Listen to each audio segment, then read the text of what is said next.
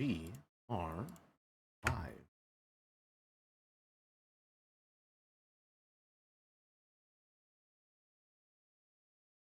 So, and there we are.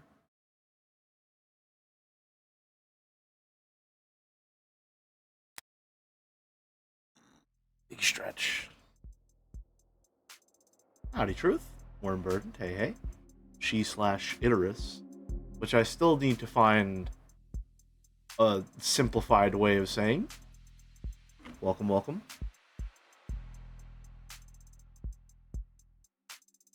I always refer to you as she.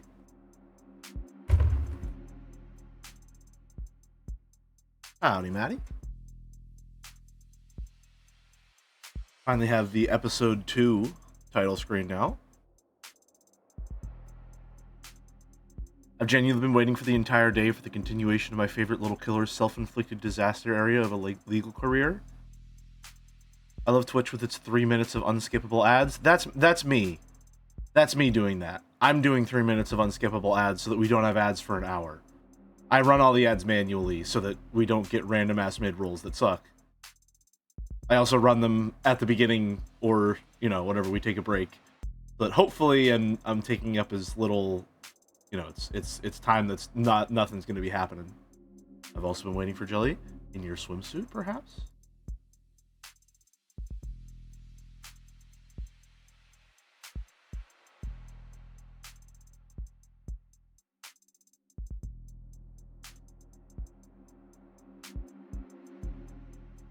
I grow up, I want to be a lawyer just like Morgan. Good for you. I mean, listen, let's be honest with ourselves. She does appear to win a good amount of cases. She's making a living. And making a killing.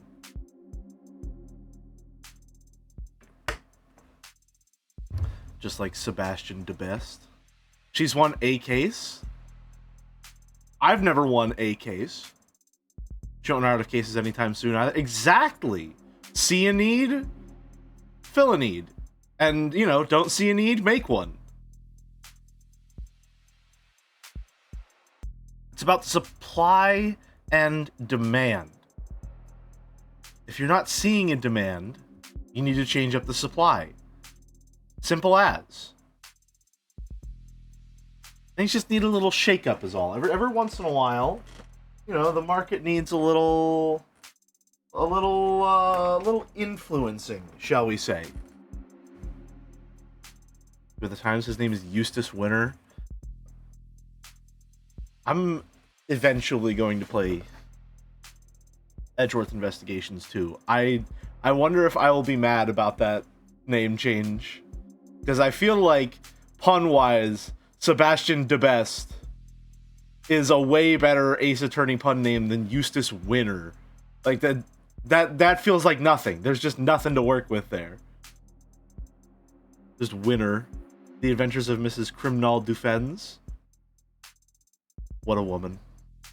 How's everyone doing? Good to see you.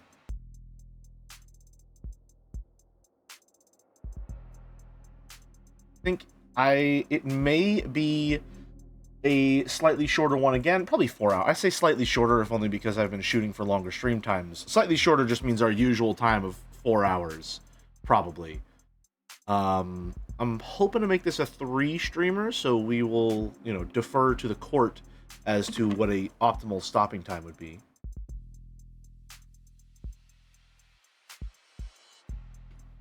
The given explanation for the new translation is that Eustace sounds like useless, which, no it doesn't. It's kind of there. I mean, like, it's there a little bit, but, like, useless Winter is also nothing. Like, that's nothing. You can't work with that. I feel. Doesn't really have the legs that DeBest does from some of the bits that I've seen. Some of the goofs and gaffs, as it were.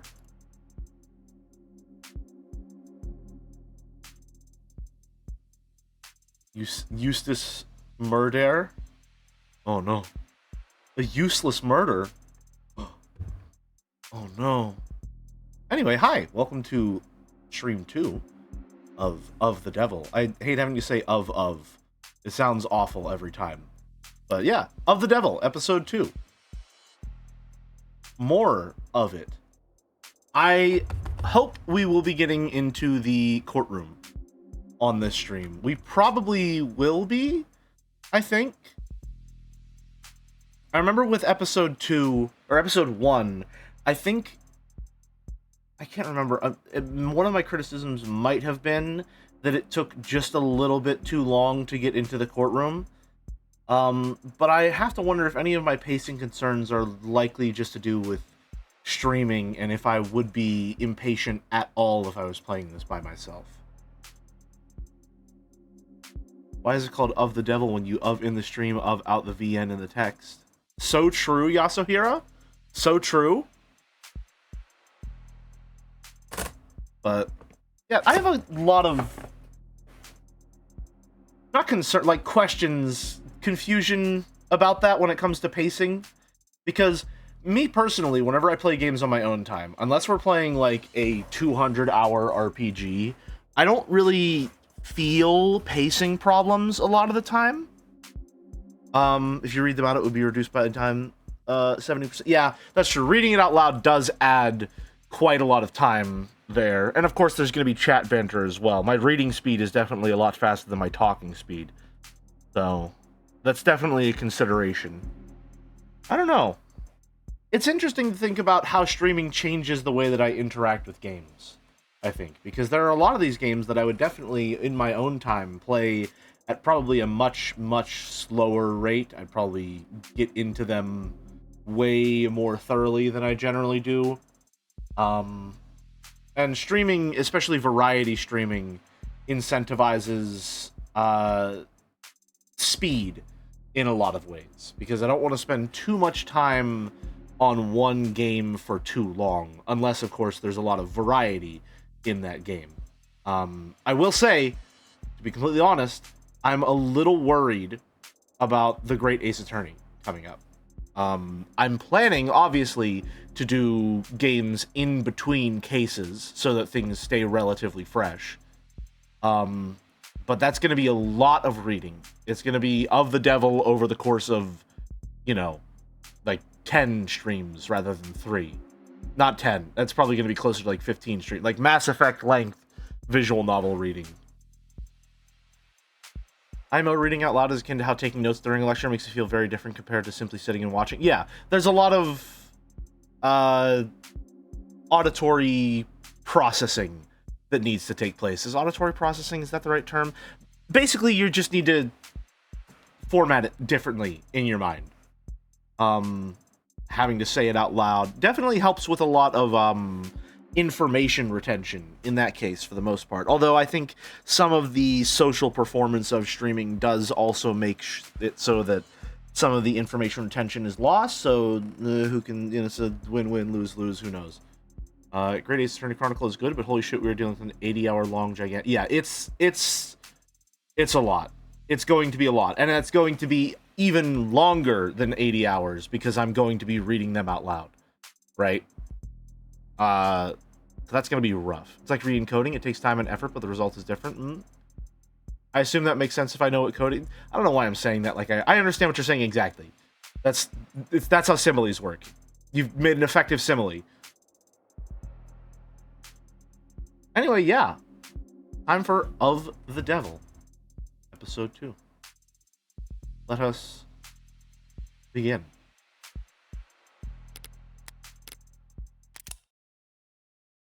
I assume it makes sense because it does. It's so true, actually. It's like a reployer. Yeah, the reployers we can all pull from that. Yeah, everyone knows what a reployer is. So where we last left off, I believe we... What were we doing? I don't remember, actually. I think we're heading down to the crime scene to investigate it with London. What did she say? Sorry. Accidentally skipped it. Once more into the depths. When I went down to the lower wards last night, I knew what I wanted to find, but I wasn't sure where to look. Now I know where to look, but but I have multiple priorities to consider. It'd be nice if I could prove Sosuke's innocence. Won't be easy, given that they think he killed a cop, but it'd keep me on Ikaria's good side. That'd be nice. But what is essential is that I figure out what the hell happened after I left, and whether anyone found any trace that I was ever there. Everything else is second... Sorry, I guess I should have asked before I decided we'd be sharing a cab. I don't mind. But I am surprised. Did budget cuts take away your shiny patrol car? Before we get into it, could I get a short account of events? I haven't managed to catch up with episode 1. Would like to watch along if possible. Okay, so when you say a short account of events, what do you mean? Do you mean of this episode? Or when you say episode 1, do you mean episode 1 of The Devil, or episode 2, or episode 1 of the streams? You mean stream 1? Because in terms of episode 2, thus far, Morgan went down to the lower wards, assumedly to get a mask which hides digital traces of a person when wearing it. Killed 4 people and framed a person that they had tied up and seemed to be interrogating or torturing. A no mask, yeah. Next day, turns around, she is contacted and brought to the manor of the Ikaria group. The Ikaria group hires her to defend their head of security, or of personnel security, Sosuke, or the Hound. And the Hound ends up being the person that Morgan framed for the 4 murders that she committed that night, with the complicating variable of there being a 5th murder of a police officer. So right now, we've already spoken with Sosuke, we've already spoken with the Ikaria group, and we are currently on our way to go investigate the crime scene once again. The most important information that you need from episode 2 is that Morgan now has a paralegal sidekick, the Maya Fey of this game, Sarah Asher, who is a fully organic, like synthetically created organic... No, she is an android, because she has, like, robotic parts and stuff like that. But essentially, she's got her own... She has an actual brain. She's a robot with an actual brain. Not a cyborg, not an android, not an AI. What's with the... Oh, just the little Necromorg? Don't worry about that. That's fine. That's fine. Don't worry about that. Anyway, she's our sidekick. Currently, she's working as an apprentice bartender. But... Also, she is our paralegal, which basically means she's our Maya Fey. So she helps us investigate. And she's our daughter. That's true. She's our daughter. And maybe my favorite character, I think? That's the most important thing, is we have her. Also, important to consider, I don't know if it's going to come up in this one, David Asher, the victim of episode 1's case, made real AIs, like hundreds of real AIs, which is wicked illegal, and then he distributed them to the consciousness of a bunch of ads across the entire world. So, real AI are out there, even though that is extremely, extremely dangerous and illegal. She doesn't have a blood type because she's a robot. She just hasn't had enough blood to know which one she likes the most yet. Anyway, patrol cars are shared, counselor. Any cop can step into any other cop's car, sync their credentials, and drive. Convenient. Shame you can't personalize. And no more dice in the mirror. Is that why we're in a cab, then? Personal taste? Police cars are full of bugs. Thought you might appreciate the privacy. Auto cabs are full of bugs, too. True, but there are ways around them. Are there? I didn't know that. Yeah, plenty. It can be as easy as flashing a police badge. Something you wanted to discuss in private, detective? Ooh. I was asked to get in contact with you and pass along a message. A secret admirer? Certain interested parties and all that. You know how it is. I'm not sure I do. Does this have something to do with my client's business affiliations? It would be a lot more blustering if I were to repeat it verbatim, so I'll paraphrase. Focus on getting the best outcome for your client. More of a reminder of what my job description is than a warning. And don't broaden the scope of your investigation any more than strictly necessary. Well, I always appreciate kind words of advice. But Detective London, that almost makes it sound like you're on the take. That's this city, Tiger. If you don't take a little, they'll bury you. Alive, if need be. Oh, they will? How conspiratorial. Not a joke, Morgan. Do they threaten your wife with Tommy guns if you don't comply? It's gotten more sophisticated than that. Well, maybe sophisticated isn't the right word. Complicated might be more accurate. Or you could call it a quagmire. Or even a shitstorm. Can't get along or go along. Or if you can't get along to go along, even other cops won't trust you. You'll end up shot in the back, friendly fire, a tragic newspaper clipping. You're exaggerating. You telling me the entire police force is corrupt? Howdy, Flora. Corruption would be one thing. You could, in theory, root it out. But above and below the canopy, it's all intertwined. Every tree stabilizing every other tree. What do they call that? Not parasitism. Commensalism. I don't like that word. What did I miss? Nothing. You're here just for the start. We're investigating. London is delivering a message to us right now. It's essentially not to broaden the scope of the investigation. It seems to be a veiled threat from higher parties. State pays criminal informants to rat on their peers and lets them keep their positions in exchange. Orcas buy judges and politicians keep their men out of prison. Status quo, balancing act, cycle. Stable as any gyroscope. Forgive me if I find that hard to believe. Crime is at an all-time low. That's not a contradiction. People hate crime. What gets people killed is chaos. And the opposite of organized crime is... So everyone's playing nice with each other? Even Detective Reyes? She's... What about the man they think my client killed? Did he play nice? He was a special case. You got the brief. You recognize his last name? It's a big city. I don't put much stock into last names. You'll need to break that habit if you continue to work in the underworld. Sosuke said something similar. Tariq Chopin, only son of Miguel and Dominic Chopin. Was it Dominic, yeah. Occupation, patrol officer. Likes 24/7 news, calligraphy, late dinners. Dislikes gray hairs, untucked shirts. Mint. Education, Bachelor of Science in Applied Philosophy. Awarded. Senatorial Commendation of Bravery, posthumous. Survived by Fathers Miguel and Dominic Chopin, city councilman. A+ blood type. He gets the best grade, and that's why he's dead. Power couple? I'm the son of two of our city's most prominent council members be working as a police officer. You want the full story? Always. So who was this Chopin, really? An idealist. Wrong line of work, then. You're only half right. When he entered the academy, everyone assumed it was a political move. First step in his career to becoming a senator or whatever. Maybe it was, but anyone who met the guy could tell you he would have made a lousy politician. You're saying he was honest? Wouldn't tell a lie if his life depended on it. Guy couldn't do small talk, much less make friends. Talking about cleaning up the city, cleaning up the police, cleaning up everything. He was so unpopular, why was he kept on? Wanted to force one of to risk insulting his parents by firing him. Got passed around from department to department, detail to detail. Did a lot of community outreach. Community outreach? What, like bake sales?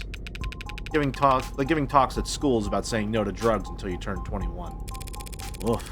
Must have really loved his job to put up with that. Or he just wanted to prove a point that bad.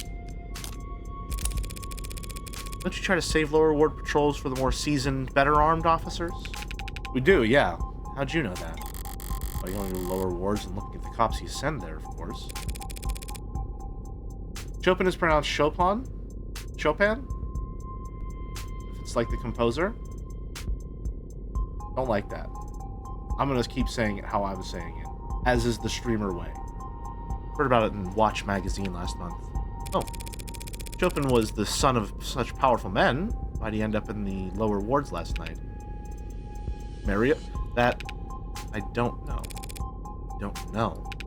By all accounts, he and his partner should have been at least 2 patrols removed from that area. Must have been following up on some other lead. His partner, who's that? The hero who finally arrested the Hound of Icaria, that's who. This is like hearing Joe say Yakuza. Good old Yakuza. My favorite character from Like a Dragon. I'll have to send him a congratulatory fruit basket. Huey Rogers. Pretty bare-bones record, but maybe that'll just add to his legend. What legend? Taking your client alive. Whacked him right in the head with a sidearm, knocked him out cold. Guess it is a small miracle that Sosuke wasn't just shot dead if they thought he killed a cop. Maybe, but it wasn't pure luck. Only thing that did stick out to me in Rogers' record was his shooting score. 41. Out of 100. You need 40 to pass. I think someone took pity on him when tallying up his score. Maybe he only whacked Sosuke on the head because he was too bad of a shot to avenge his partner? At least Rogers knows his weaknesses.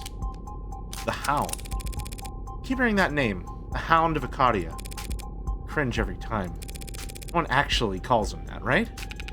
Sorry, but I've definitely heard that name circulating around organized crime before. Must be one hell of a bodyguard to have earned a nickname for it. He's a bodyguard? Then, yeah, must be pretty good. Of course, hound dogs are known for other things besides guarding. Sorry, that was, crude. Aw, don't be sorry.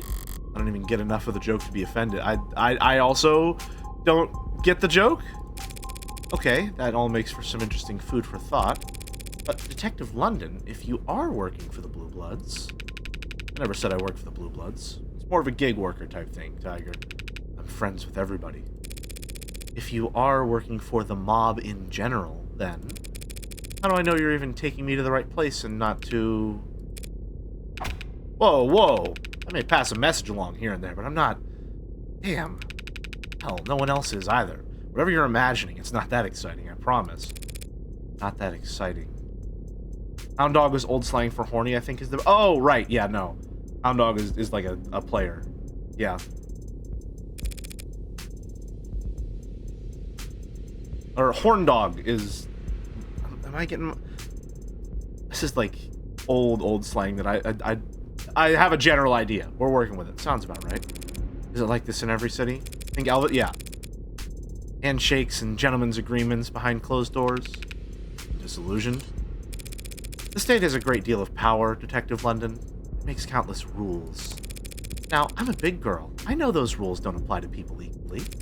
And I understand the value of criminal informants and the possible conflicts of interest that arise in trying to keep them around.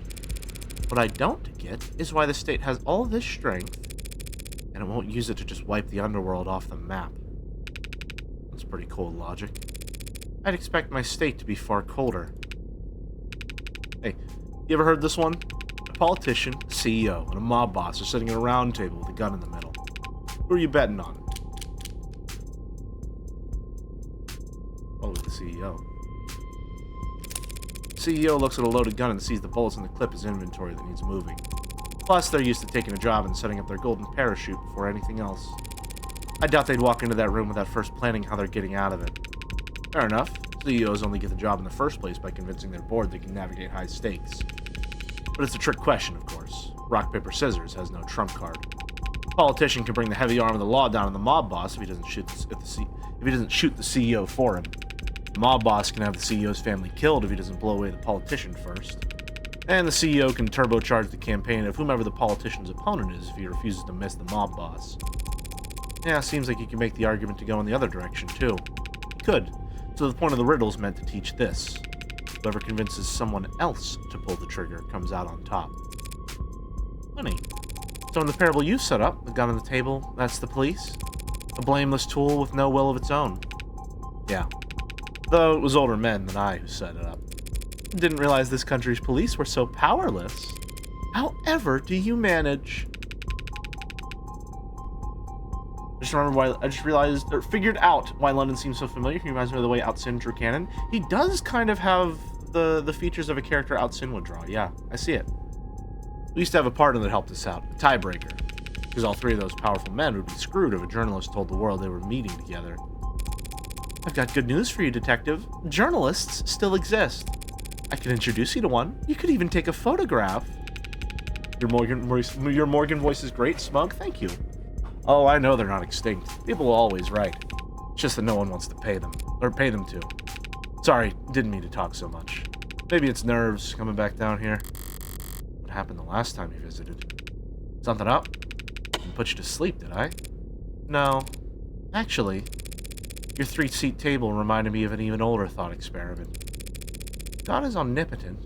Why does he allow the existence of the devil? All right, excellent, nice stream. Great work, everyone. Pack it up.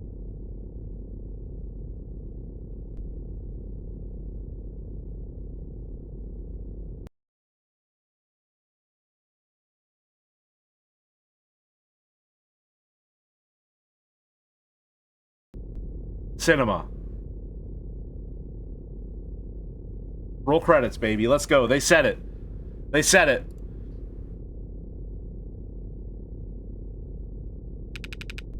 Even I know that one. Preserve free will or whatever, right?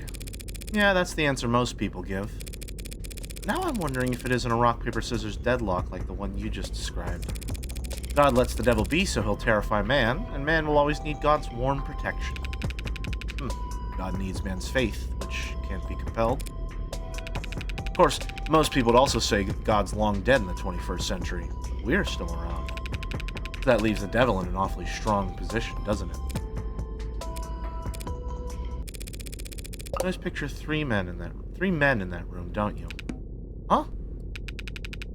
What's happening? What? Lurf, that's the program? What link? I don't know. Whatever I use for the chat overlay, that character just makes it not appear in the overlay at all.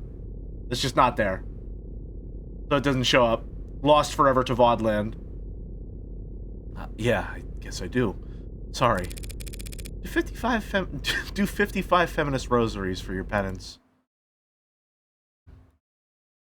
Can't believe London doesn't call it her story instead of history.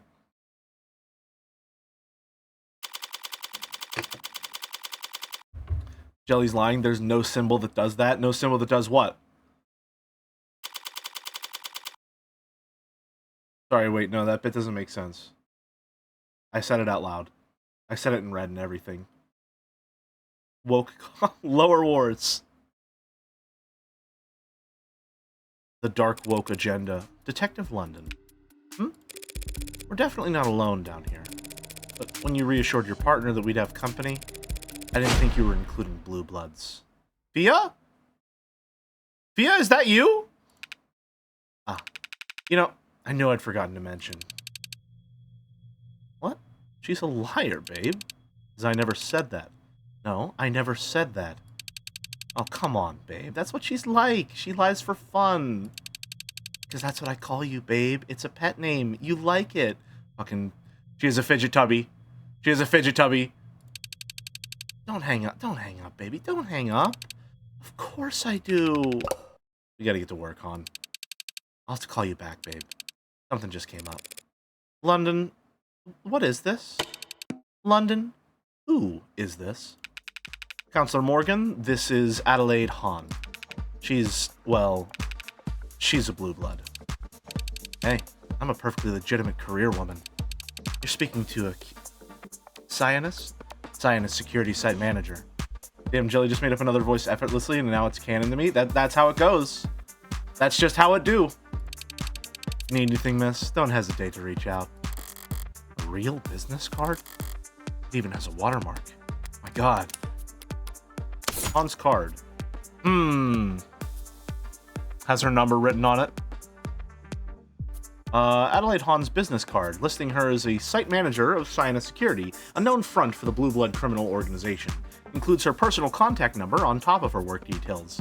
For some reason. For some reason. I'm not familiar with Cyanus, nor a private security and investigation firm. We provide bouncers, armed escorts, catch cheating partners, find runaway debtors, run paternity tests, that kind of stuff. Sorry, but have we met somewhere? No, it can't be. I'd never forget a beauty like you. She's a hound's lawyer, Hahn. Seriously? She works for those copper-headed scumbags. So we're mortal enemies? That sucks. Another life, then, eh? That'll still play nice if you will. Right. So you're private security and you're currently securing this crime scene? Yeah, what's with the tone? What you're hearing is genuine bewilderment. London, why are the police letting blue bloods contaminate the crime scene where a cop died? Terms? Hold on. Sinus Security is a trusted partner in your business ventures, offering a suite of private security services including, but not limited to, bodyguards, convoys, bouncers, private investigators, paternity tests, family history research, and shipping insurance. Answer a few questions about your needs in our portal below, and we'll get you set up with the peace of mind you've been searching for. Your browser may prompt you with a security pop-up when interacting with some of the features on our site. You can safely disregard these messages, as they are related to a legal matter that has already been settled out of court. We apologize for the disruption in your site experience. Ready to get started? Not interested in sponsored search results? See further with a premium account. And new profile on April 16th. Oh, close to mine. Right, 183. That's like really tall, isn't it? Hold on. 1 second. I need to check something.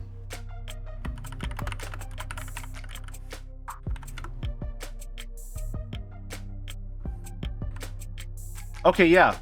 Gotcha. He's like over 6 foot. Just like me for real, for real. Weight 75 kilograms, blood O negative. Occupation, site manager, Sinus Security. Likes, new furniture, silk clothes, dimples. Dislikes, clingy types, jealous types, needles. Plays, pickup games. Avoids, laundry day. Least favorite chore, throwing out dead flowers. The fucking... I can't see anything but the fidget tubby. Wait a minute, hold on. We have to match. We have to match.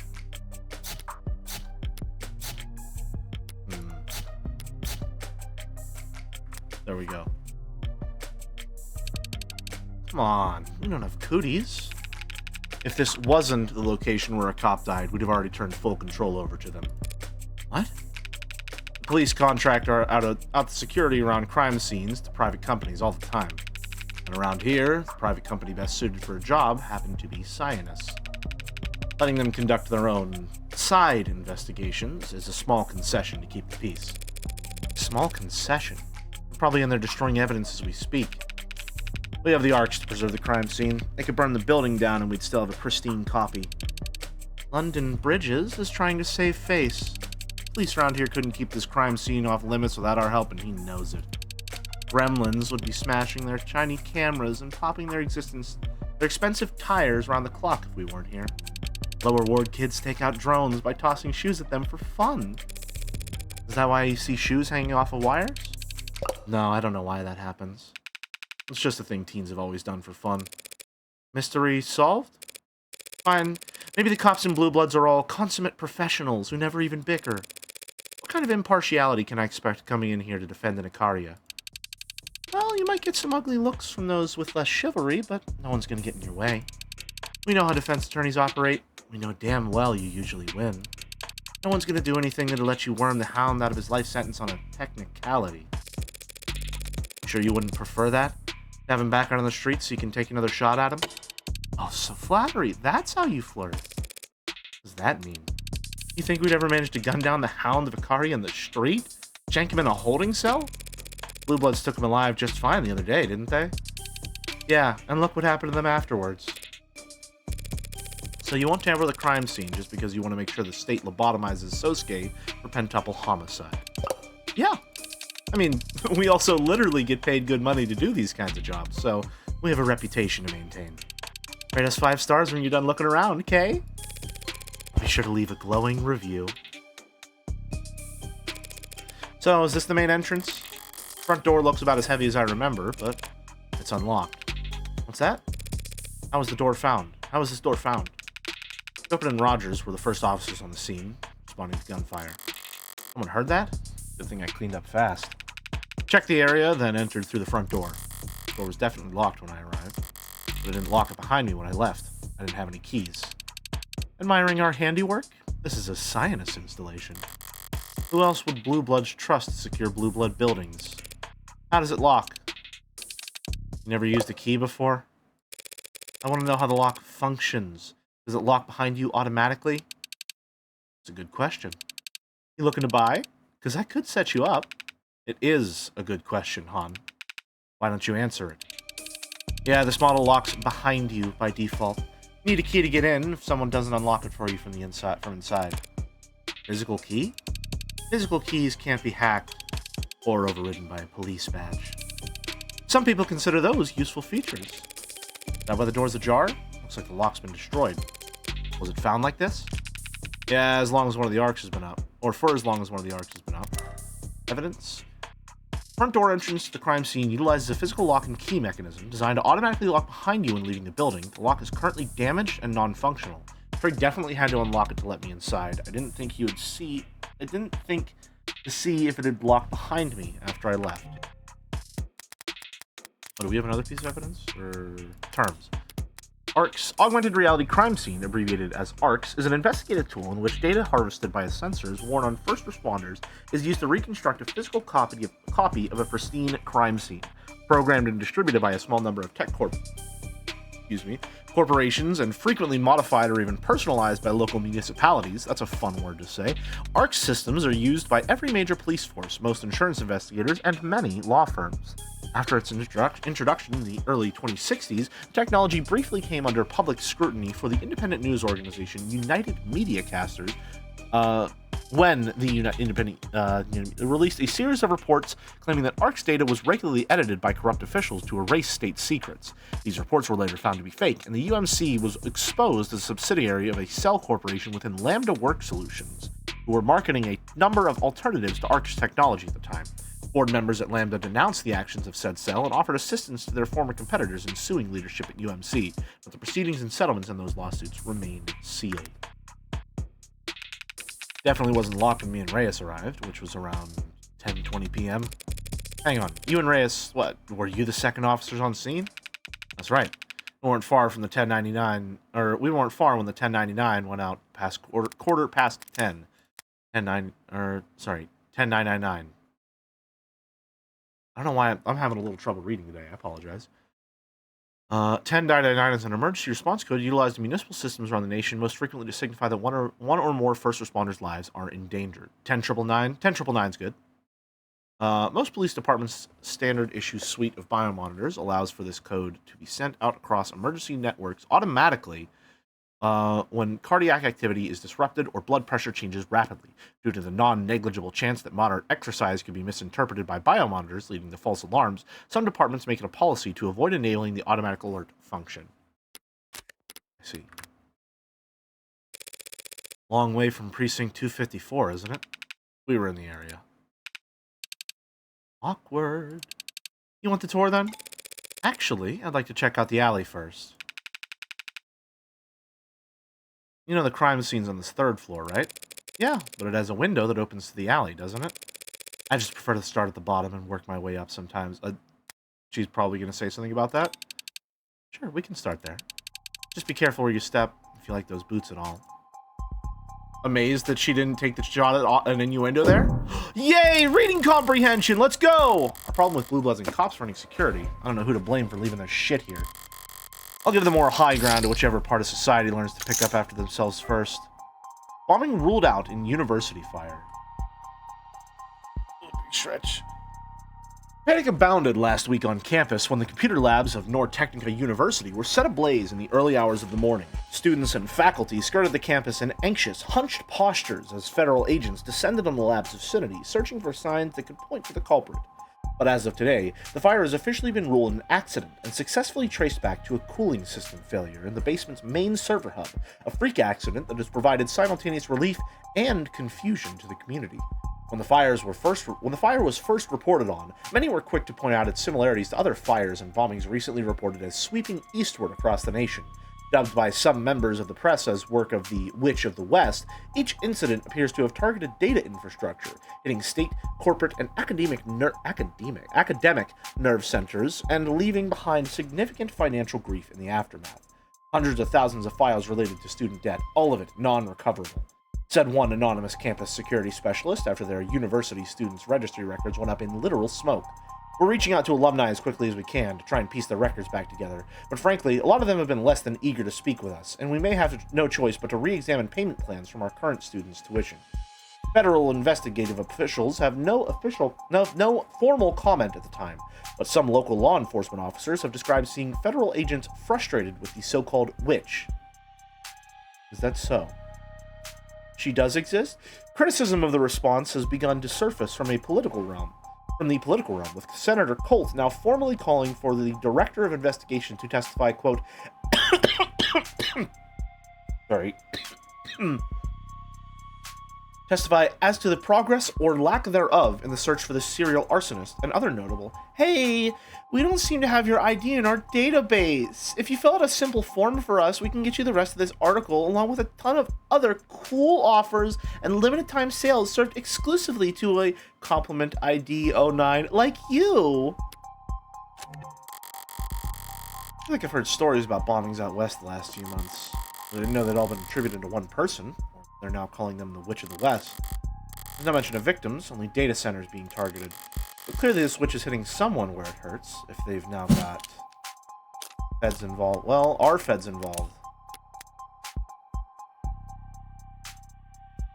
Yes, I believe so. Senator Colt formally calling for Director of Investigation to testify as to the progress or lack thereof in the search for this serial arsonist. What really stands out there is that federal investigators are getting involved. Most national security agencies were absorbed into the military police complex decades ago. That bureau survived, but it's a mere fraction of the size it used to be. It's very different in its function. Their modern reputation is that of attack dogs, deployed by the state to make examples of political targets. Can't say I like the idea of them being out here hunting for serial offenders. Yay! We're still awesome at reading comprehension! It was much darker last night than it is now, and I only took a quick peek. But even so, this looks like it's been moved, huh? Yes. Was trash picked up last night, perhaps? Checking the model number on the side. Looks like dumpsters this make haven't even been picked up by the city in a decade. I didn't realize there was DRM on trash cans. Hey, it's a heavy model, tough to lift, even if its wheels weren't broken. And designed for containing industrial waste. How it ended up here in the residential district is that hard to puzzle out, isn't it? It was cheaper for the Megs to dump their shit on us than it was to haul it to a landfill. Is that why I can see the markings on the ground there? From leaks? Aw, you really are a tourist, aren't you? I've been in the lower wards before, but only at night, right? Rain's dirty down here. Stains the ground wherever it falls. Acid rain, like from the history books? Not quite that bad. Just bad. Bad. Just smog combined with precipitation, combined with the charms of the city to make dirty rain. Like I said, lower ward spring water. There's a shot named after it. Tequila and pickle juice. Ugh. So is the dumpster empty? Let's see. Hey, grab a glove if you're gonna... Yeah, it's mostly empty, except a bunch of scrap metal at the bottom. Explains why I can't get it to budge. Careful. Get your toe trapped under there. Don't look at me to help you just because I'm modded. You saying you couldn't budge it either? Could if a girl was cheering me on. Okay, London, thanks. Don't know what I was expecting, really. Now just watch it so you don't... Oh! Let the lid slam. Ooh, loud-ass dumpster. Interesting. The lid makes a very unpleasant sound, as uncovered by Detective London's thorough investigating. Important. Good to know. Sorry. And what do we got up here? Fire escape would lead right up to the crime scene. Assuming it doesn't come crashing down once you step onto it. Pressing the ladder that would connect it to street level. But well, they're violating a fire code with this tetanus trap on. Building inspection is not my department. It's not my field of study. Besides, who'd want to climb up into a burning building? Firefighters. You're funny, Bridges. Even a copper firefighter wouldn't risk getting singed to save a lower ward property from burning down. Copper? A derogatory word for automated dependents, particularly ones licensed by or operating under the authority of the state. Interested parties in the automated dependent industries have, on more than one occasion, lobbied for copper and other terms like it, clanker, chrome dome, microchip breath, sick, to be classified as hate speech, arguing that anti-mechanical sentiment constitutes an expression of prejudice. Were it considered a form of hate speech, incidents of destruction of corporate property where such terms were used in prior communications would qualify for additional severity and higher fines paid towards the damaged parties. Under all but the most radical interpretations of hate speech law, however, prejudice can only be directed towards sentient things, people, animals, or corporations. If you feel that a corporation you know has been a victim of a hate crime, you can report it at our confidential portal here. An ad could probably make the jump up there. Ads are heavy. If an android leaped onto that, the whole mess would probably come down on top of them. Hold on 1 second. Fire escape. Rusty and poorly maintained, it's missing the ladder that would normally let you climb up from the street, so one could only freely move back and forth between the third room floor, where the bodies were found, and the second room beneath it. Yeah, modders are heavy too. Hey, looks like the only way into the building is through the front door then. Alright, I'm done back here. I think I've seen everything That's right. I was standing here last night when... The child. Dark and foggy. It was too far off to make out my face. Weren't they? What is it, Tiger? Nothing. Thought I saw someone out of the corner of my eye, that's all. Yeah? Around here, maybe it was an unlisted. What do you... Those are real? Keep to themselves, obviously, but yeah, they're real. I met some. Inform, sometimes on what they've seen. Never come in to testify, of course. You'd think they'd stand out dressing like that, but if their camouflage didn't work, they wouldn't be unlisted, right? What do you mean they keep to themselves? Howdy, little cactus. Thank you for the tier 1 sub. 3 months. Hello, Jello. Howdy, hey. Don't they work with any of the gangs down here? Sorry, have I gotten your hopes up or something? Trust me, you got a better chance of winning the lottery than running into one. Right. Forget I asked. Uh-oh. Unlisted is an informal designation given to individuals, often missing persons or unhoused, who are not being tracked in any government database.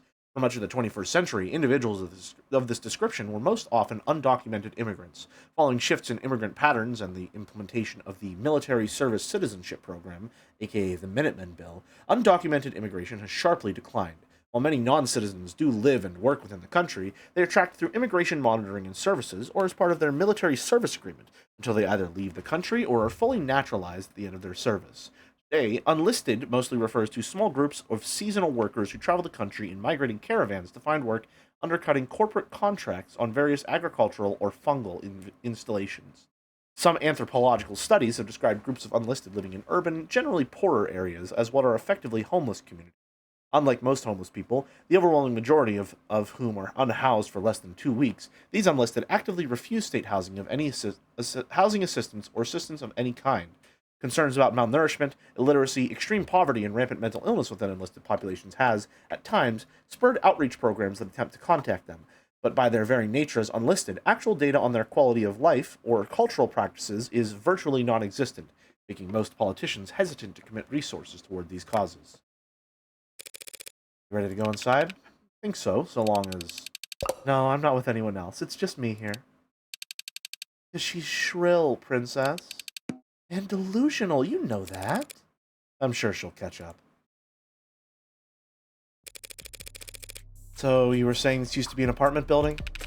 Somewhere between that and a long-stay motel, yeah. Blue Bloods didn't deviate far from that model when they took over. They call rooms like these vaults, places to stash away a lover or witness, to deader when there's too much heat. Gone through all these vaults, I take it? Scientists helped us with that last night, yeah. Bringing around master keys, clearing out every possible hiding place. Didn't find a red-handed killer hiding anywhere, did you? Sorry, no. So, is this the Blue Bloods' forte then? Securing people, places, and things? You could think of it that way.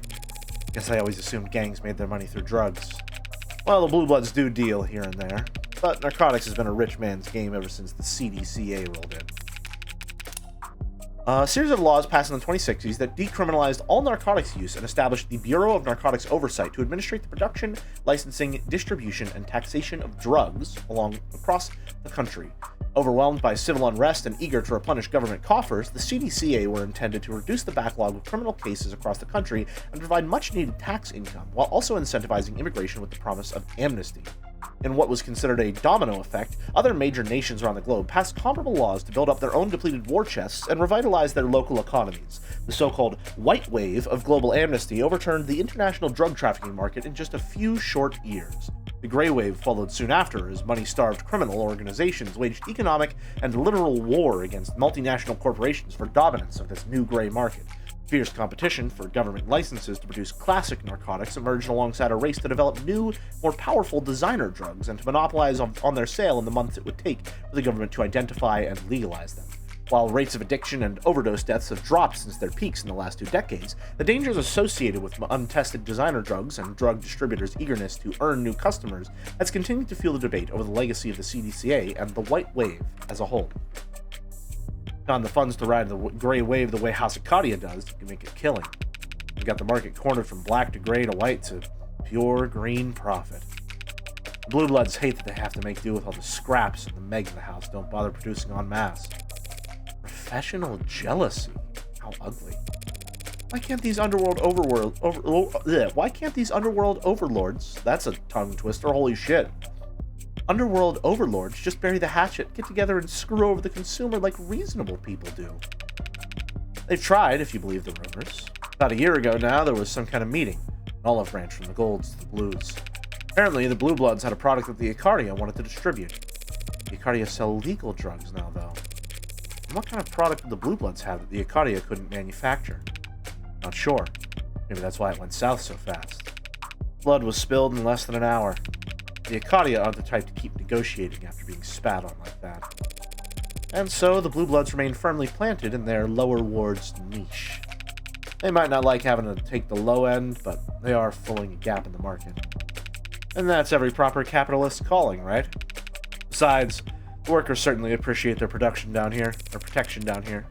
Workers hire Blue Bloods for protection, but that's... all that stuff is legal, so long as they're licensed, isn't it? Legal. Yes. Respectable? Most would still say no. So, household name security megs consider it too high risk to be seen in the company of workers.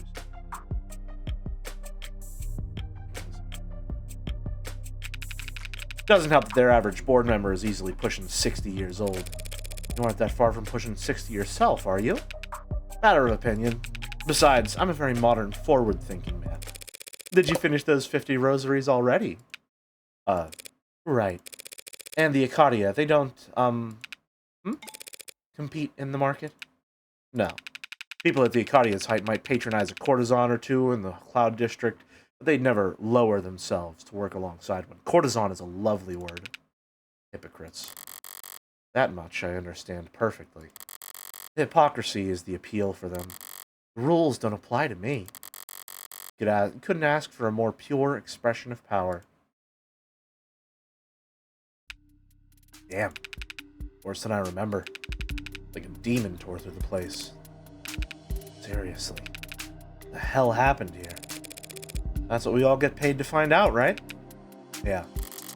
We definitely got a head start on the rest of you, though. Shall we bring up the arcs? Sure, I'll patch you in. Allow me! If you're needed on the phone, Miss On, please don't let me keep you here. Nonsense! I've got all the time in the world for you. Everyone's treating me like royalty today.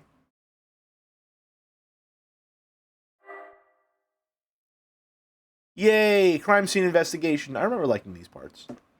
Okay. Augmented reality crime scene. Took the words right out of my mouth. Where shall we start? How about with Tall, Dark, and Mysterious in the middle here? She definitely has, like, double-digit Discord kittens trying to call her. That's a crazy way to phrase it, but yes. Excuse me. That's your client, who was found standing over Chopin's body by the arresting officer. Rogers, right? And then he knocked Sosuke out. Correct. So why is this artistic rendition of Sosuke and not a capture from Rogers' body cam? Well, it seems like at the time, their body cam was off. Seriously? Hey, I'd chew him out myself if he was here with us. Department policy to have all sensors green when responding to an emergency. Did all this not qualify as an emergency, then? Chopin and Rogers were responding to shots fired. That's not uncommon in this part of town. Two inexperienced officers, first on the scene, might not have come to mind. At least, Chopin could use that excuse. Rest in peace. But apparently Rogers requests replacement body cams nearly every week. Okay, if he's that big of a klutz, take away his gun take away his gun once the city's done throwing him a parade. I'll, put in a request. Right then, who's next? Oh, ow, Jesus Christ, why is that so bright? What the fuck? Why would you do that to me? Oh my god. Alright, everyone close your eyes. I'm gonna mouse over that. Everyone close your eyes. Close your eyes. I'm mousing over. Close your eyes. Flashbang, going out! Alright. Who the hell are you, really? Why are you lying there dead in the middle of my crime scene? That was Tariq Chopin, as you might guess. Patrol officer and the son of two loving fathers, who strongly emphasized to the police chief their desire to see justice done. Reyes wasn't exaggerating about how he died. Run through from behind with a sword.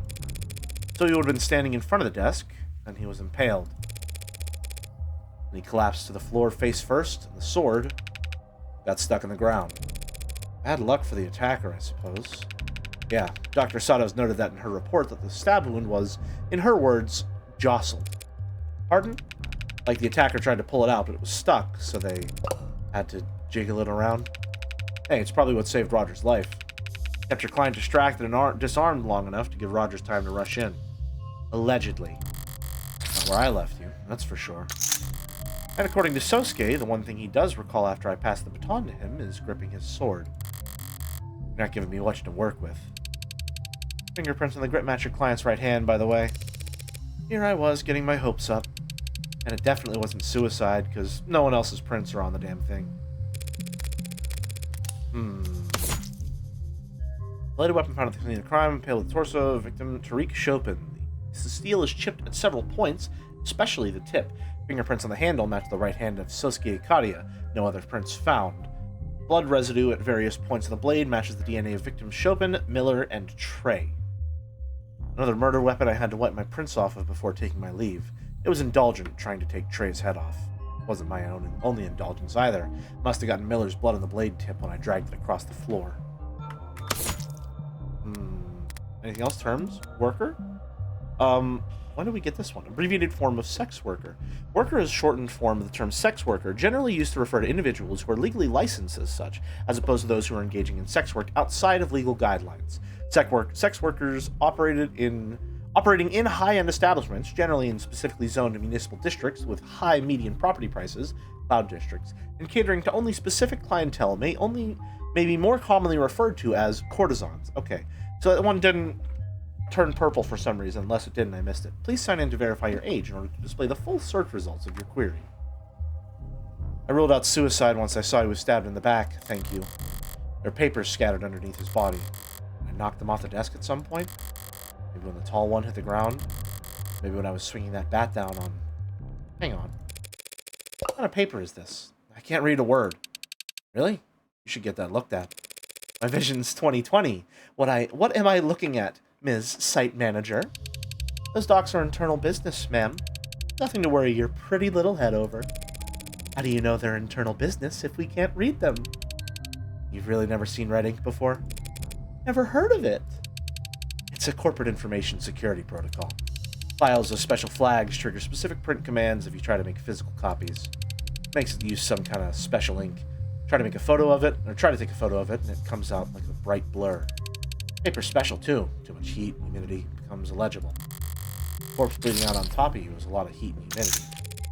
So these documents contain confidential data that the Blue Bloods wouldn't want getting out. What do they say in the movies? I can't confirm nor deny that.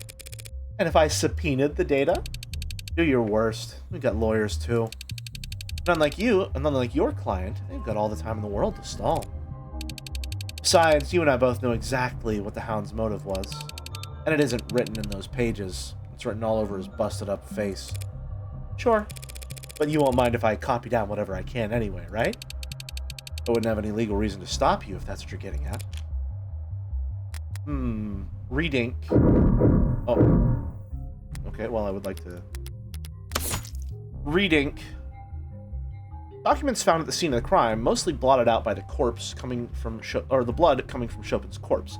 Apparently contained confidential information of high value, but only the occasional page number, graphic, or name can be spotted. Snippets include page 21, pillars required for expansion of eminent domain, with proverbs that's talking about the pillars of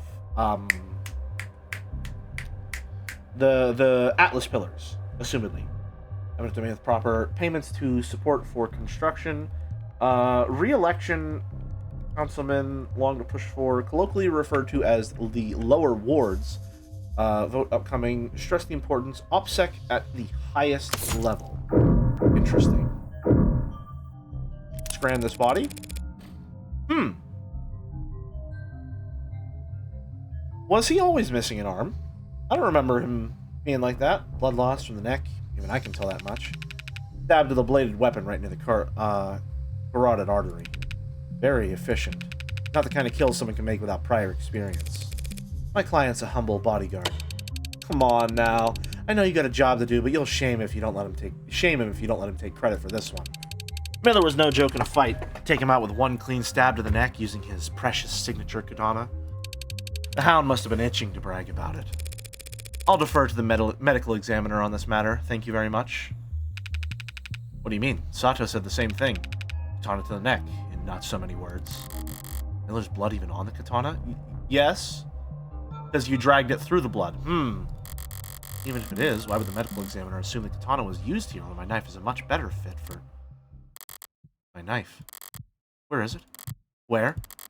I gave Sosuke the knife before I left. It should have been found on him when he was arrested. It should be somewhere in the arcs. You looking for something, Tiger? You haven't found the knife, and I ask about it anyway. That'd mean admitting that I know it's missing.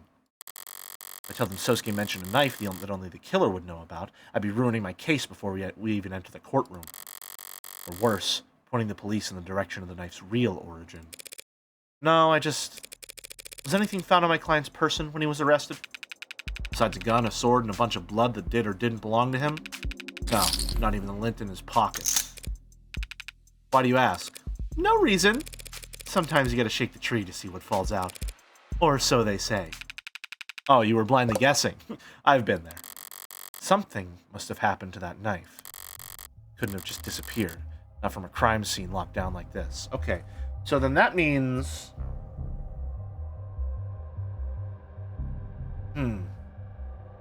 That means that a second person came in, killed the cop, and Sosuke has been double framed. Sosuke's been fucking double framed, and they knew... They took the knife from him. Whoever they were. And then... I guess... They would have had to stab the katana into Miller's neck as well, maybe to hide the entry wound of the knife. Because if the coroner is saying that it's from the katana, that means that they probably disguised the wound like that then.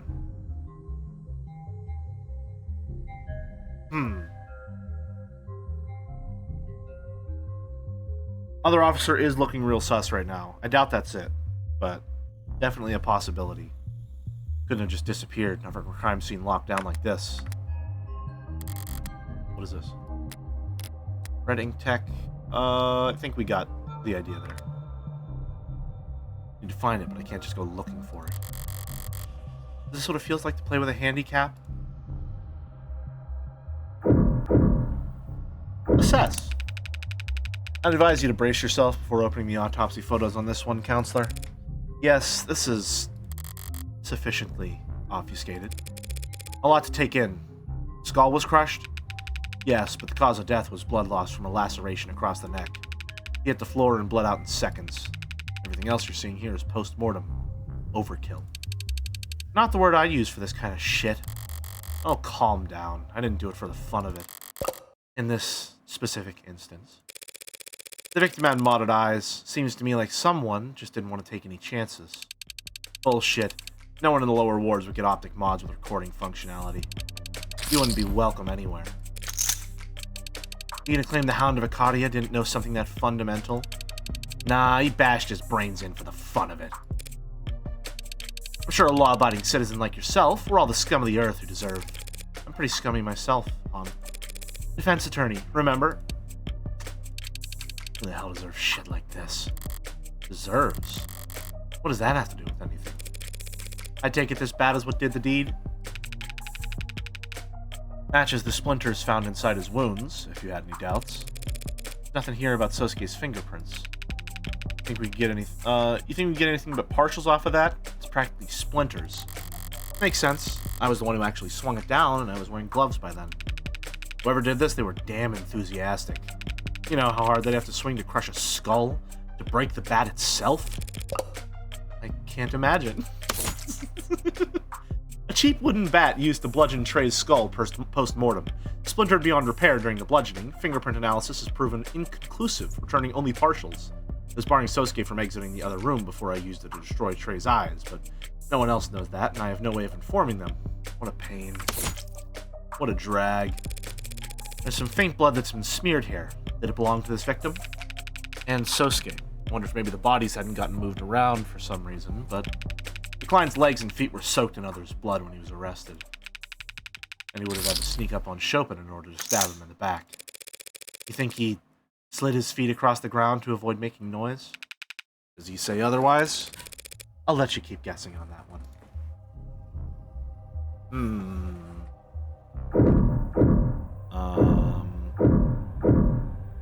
Luke! The big one. He made a strange face when I shot him, and a loud slam when he hit the floor. This one, real long rap sheet. The short ending. Buckshot to the torso. Died instantly. Flex were on his mods, put his time of death at 9:44 p.m. Killed by his own weapon. Comes up a bit short of poetic justice, but doesn't look like he was in any kind of struggle for it beforehand. How'd someone manage to get it off his hands? Wasn't any great feat, I assure you. I love this scenario. It's hard to imagine something like this being written outside of the Devil. Yeah, this is something extremely unique to the setting and to the characters and scenario that we've been given. It's really, really fun to have to break down a crime scene that you're responsible for and that you framed someone for, and that you have to now unframe them for, while assumedly finding another guilty party to blame. Commentary on the evidence is really, really fun too, yeah. A lot of, what's the word I'm looking for? Is it poetic irony is the term?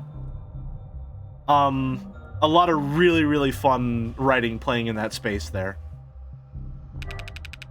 Tex identified it as a double-barreled Mag US, and hey, how'd you know the gun was his? Still wearing the holster and the arcs. Was I mistaken? No. About a week ago, Tank's Hero was stopped and frisked by a oh no. Uh-oh, Morgan. Uh-oh.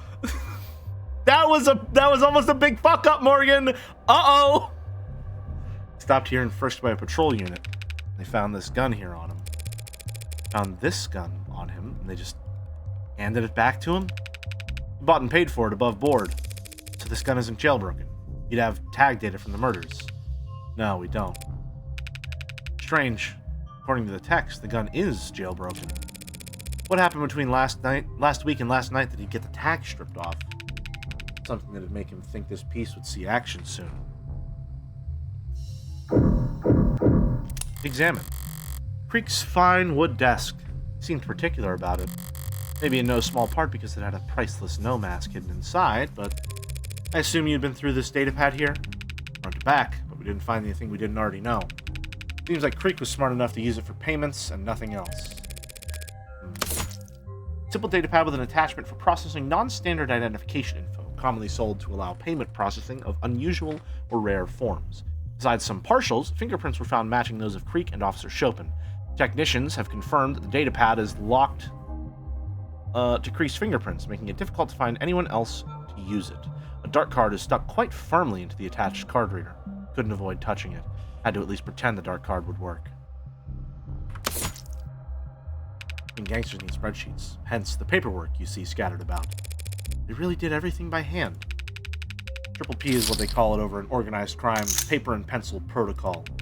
Helps the orcas keep their books off the books, or at least in a format that's easier to destroy, should push come to shove. Did you run the checks on this credit card that's jammed in here? Ah, not surprised you don't recognize it. That there's a dart card. Wow, tell me more. Wow, tell me more! It's an untraceable wallet in the palm of your hand. I would hope any wallet would fit in the palm of your hand, detective. But you really can't find the owner? Can't trace any transactions? Most of what we can tell in the is this datapad. Most we can tell is this datapad registered calls to dark card networks at around 9:40 p.m. when it timed out. What does that mean? Transfer didn't go through. Either someone got cold feet or they forgot their password. Happens to the best of us. By the way, why has this cloth been flagged? Not sure. Forensics didn't find any blood on it. Who flagged it? Lady Rockford herself. Ooh. Could be that she fat-thumbed it. Yeah, I'm sure it's nothing. There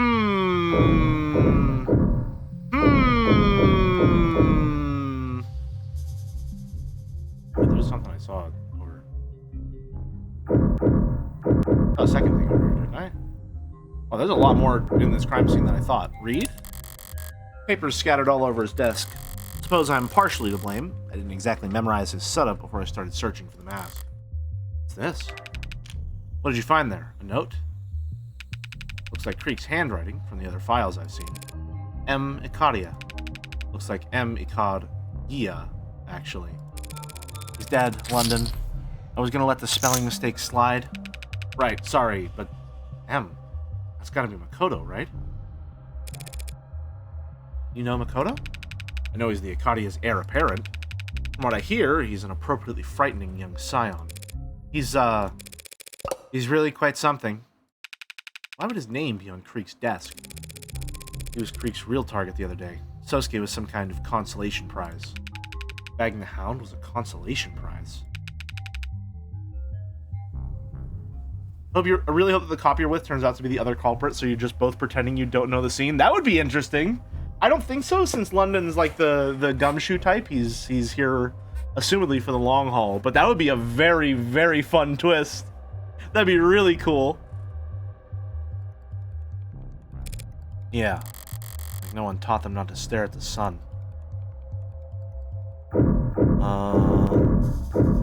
Inspect. Screen. I turned it on to distract Tanks long enough to grab his gun. And I remember choosing not to turn it back off. Interesting setup. He did say he had mob ties. Maybe he executed the cop and responded here as interfering or something. Especially if you later get to play as him, just pulling off the exact same shit. That'd be cool. Howdy, hey, Nito Raiders. Welcome, welcome.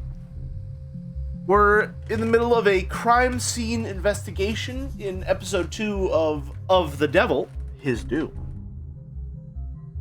Having a good time so far. It's a lot of reading. I'll tell you that much. I'm gonna have to rest my voice after this Sunday.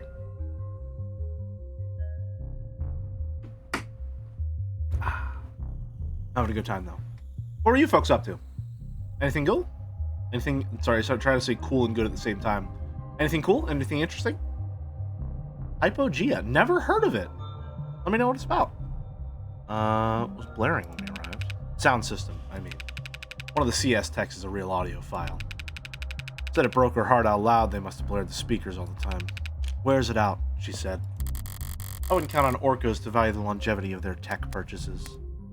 You would enjoy it, Jelly? Interesting. I'll learn it. Also look out for it. Sound system. Sound system found at the scene of the crime. According to the ARCs, the system was still playing music loudly at the time the crime scene tech started scanning the environment. It really was giving me a headache when I turned it off. Didn't enjoy having to turn it back on before I left just to leave no trace. Gonna raid and run since I'm waiting to play the full game myself. Have a good stream. Have a good one, Nito. Thanks for stopping by and thank you for the raid. Short platformer. Okay, gotcha. Nope, I want more evidence. Mag-US, or Magus, I think is what's happening.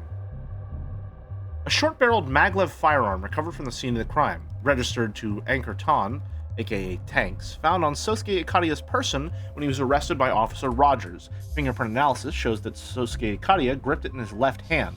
No one else's fingerprints are present. Modified to an illegal extent, the slug's fire detonate after penetrating the target, increasing lethality, and the gun leaves no digital traces, tags, from when or where it was fired. Horribly gaudy, but got the job done. Last I saw it, I'd left it in Sosuke's waistband. Sorry, I keep pressing escape. Start card, a physical card key that begins the authentication process for accessing funds located in a cryptographically secure account. Without the fingerprint of the owner and their 24-digit passcode, the card alone is functionally useless. Forensics show that all fingerprints had been wiped off it at some point. Recovered at the crime scene, stuck in the card reader of the datapad. Only reason I had to take my gloves off in the first place was because of this useless piece of plastic. I did it every fucking time. Incredible. Creek's note. A note scrawled onto a small piece of paper reading M. Icaria. So, from someone who knew... That feels important. This feels like an Ace Attorney. They know how it sounds, but not how it's spelled. Icaria.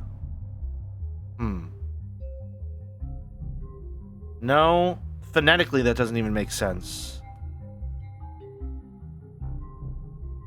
Handwriting is by and large a match for other documents penned and initialed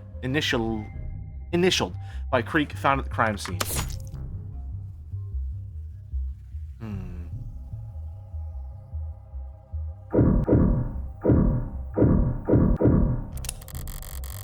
Windows open to the fire escape in the alley below. There's a thin misting of blood across them. Got a good guess at who it belongs to. This is where we found Creek, leader of the pod. Ballistics tell us the shooter was standing in front of the desk, near where my client was found. Your words, not mine. Nasty slug burst in his chest, blew blood back into the windows behind him. The open windows. Hell of a spread. Yes, it is. Did someone open these, or...? No, they were open when we secured the scene. Any fingerprints? Plenty on the handles there from Creek and his pod. That's where the handles are? They... Huh. Something wrong? Definitely. But how the hell can I explain why I know that? No, sorry, I guess I'm wondering about the keys around his neck and the arcs. Oh, well, one was the master key. Could unlock any other door in the building. The other key we eventually paired to a small safe in his desk. Empty, though. Suppose that's all irrelevant, since he apparently died with the keys on his person. Yeah, they caught my eye too, to be honest, but not every detective's instinct pans out. So who was this guy? Curious? How curious? Only professionally. I don't care what he was before I killed him. Criminal records dating back as it goes. Sealed when he turned 18. What makes you so sure he has a juvenile record then? The more experience these guys get, the more time in between their arrests. Pattern I'm seeing, he was pretty damn experienced by the time he was of age. Trying to compliment him? I wasn't trying to insult him. Anything you'd like to add? Nothing. Nothing I want to say in front of you two. You want to say a few words? The detective and I can step. Only words I have are for his killer. I'll deliver them in person, or not at all. Fair enough. Do you have any idea why someone would want to hurt this Creek fellow? That's not funny. The dog you're defending. It's a fair question, Han. Give it a fair consideration. Besides the Icaria, the rust, and our city's finest? No, Creek was charismatic and driven. Plus, he made us a lot of money. No true blue would want him gone. The bloodthirsty Icaria soldier he was interrogating, however, probably wasn't a huge fan. What about family? This is getting old fast. Younger brother listed him as next of kin. Leave his brother out of this. Hell, leave me out of this. Rooting through a person like you're picking at zits. Well, seems he's out of town anyway. Taking summer lessons at Hal Mariner U. It's a good school. An expensive school. Younger brother has no listed occupation. Also no priors and no juvenile record. DAD at his age? Poor kid. Bills for that cost an arm and a leg. Creek must have been sending him. Detective, did you just leak the confidential medical data to a non-suspect of a third... Did you just leak confidential medical data of a non-suspect to a third party? Hey, you don't have to report. How about I buy you an ice cream or something? Bribery, too? You're digging yourself pretty deep. Is it still bribery if I'm the government official? Okay. Looks like that's what? No, no, no, no, no, no, no, no, no, no, no, no, no, no, no, no, no, it's not. No, it's not. No, it's not. No, it's not. No, it's not everything. We still need to, there's still the door. No, it's not. That's not everything. Oh, no. Well, I don't envy either of your workloads. It's a mess in here. A lot of blood, that's for sure.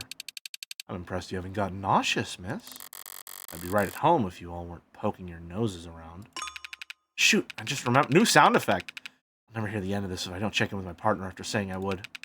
You two good at keeping it You too good if I keep going? You too good to keep going if I step out to make a call? A call? Is your partner your mom? And is your mom blind? Send a text. Thanks for your understanding. Maybe he was the one with the weak stomach. You be sure to let me know if you're feeling faint. I can keep going. We're nearly finished anyway. I'd stick to the arcs if I were you. Nothing behind that door that's better seen in person. You've been such a gracious host up until this point, Miss On. Why the cold feet now? It's ugly in there. Uglier than this? Different kind of ugly, then. It's all in the eye of the beholder.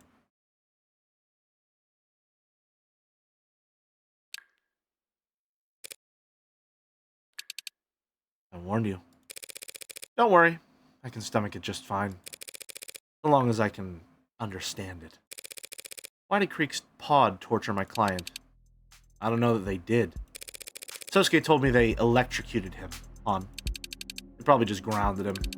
Low-grade currents applied every few minutes. Stops most mods from rebooting. So no SOS pings, no adrenaline bursts pulled from his ass. And the pliers, hammers, and syringes, what purpose did they serve? They could have just killed Sosuke when they failed to nab Makoto. Instead, they dragged him down here. Why? Get info on Makoto's itinerary? Get enough intel to make another run at him? If there are any answers for me in here, I'll need a grout scraper to find them. Okay, so I assume inspecting the door would have just been like, hey, we can't go in there yet. It's water. Cold enough that condensation's on the outside of the bucket. That water for sponge baths? Just a simple way to keep a guest from dozing off. Temperature shocks make caffeine look like a sleep aid. This coming after you claim you don't know if Sosuke was tortured? You know what that other bucket's for, then? I know you said you've got a weak sense of smell, but do you really need a hint here? But then this last bucket here is... What is that? Trash? Cloth and rope. Findings. Or bandages. See? They were nursing him back to health. I'll run your theory past Sosuke next chance I get. This must be what's left of what they were keeping Sosuke tied up with. They would have had to use something, yeah. This door doesn't even lock. Not after I removed the bat barring it from the outside. So he was brought here, tied up, questioned, then he breaks out, bursts into the next room, cuts up 2 of his captors, and blows the other 2 away. That's what you think happened? That's what it looks like. And then what? Chopin runs in and turns his back on a violent criminal? Don't strain yourself trying to make it sound improbable. Cops are dumb. If the Hound crouched in a corner, he'd have his chance soon enough. Hell, he probably just played dead. Walking into a scene out there, you'd think some patrol officer would go around checking pulses? Why would my client go to all that trouble just to get a jump on an officer? Why not just run away? Hell, why not ask him for medical treatment? Because he was standing in the middle of the 4 men he just killed? I know that Sosuke had no logical reason to attack Chopin, but so what? Even Sosuke himself says that he would have been acting on instinct. Would instinct tell him that Chopin was in between him and his escape? Unprofessional bullshitter, BS's her partners, BS's the cops too. She's good at what she does, what can I say? Hypodermic needles, probably not packing anything healthy. Sosuke better hope they were at least sanitized. I'm not sure Sarah can treat an infection with gauze and rubbing alcohol alone. Those needles there. The designs of these needles seems a little bit odd. Well, someone will tell you sooner or later, so they're projectiles. Load them into a gun and fire away. Sosuke was captured by men wielding needle guns. Does Scientist Security have any peacekeeping tools they'd like to disclose as having recently gone missing? You're dressing up the wrong pipe. Freak could find tools all on his own. We're not that kind of operation. It's not that kind of story. It's not that kind of operation, Morgan. It's not that kind of operation. The operation where the right hand doesn't know what the left is doing. More like the right hand's just been washed, so if you have to handle some garbage. Scientist is that legitimate? Why aren't all the Blue Bloods working legal jobs, then? Not enough positions available. You gotta earn like hell to be considered for a job on that side of the fence. Creek and his pod weren't bringing in that kind of money? They liked Creek's pod where it was. Who's they? Upper management. That mask is a death sentence, crafted specifically for one very special customer. I'm just the one given the honor of hanging on to it until... And did upper management like Creek? I'm just a humble site manager, miss. I wouldn't know. Sure. So, do all these needles contain anesthetics? No, they're also stimulants and barbitocine. Like the truth serum. Alright, give me stretch and a water.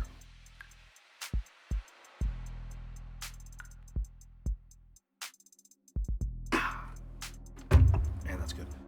Originally developed as a hypnotic sleep aid drug for active duty military personnel, barbitocine is currently prescribed, though rarely, as an anti-anxiety and anti-seizure medication, often depicted in popular culture and some drug manufacturers' promotional materials as truth serum. Barbitocine has never been shown to function as such in a controlled setting.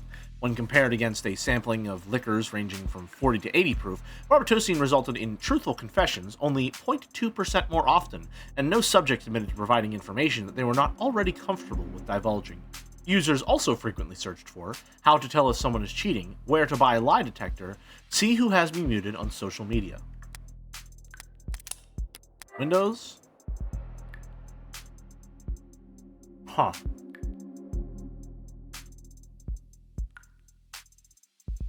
Okay, so it looks like there's sliding windows.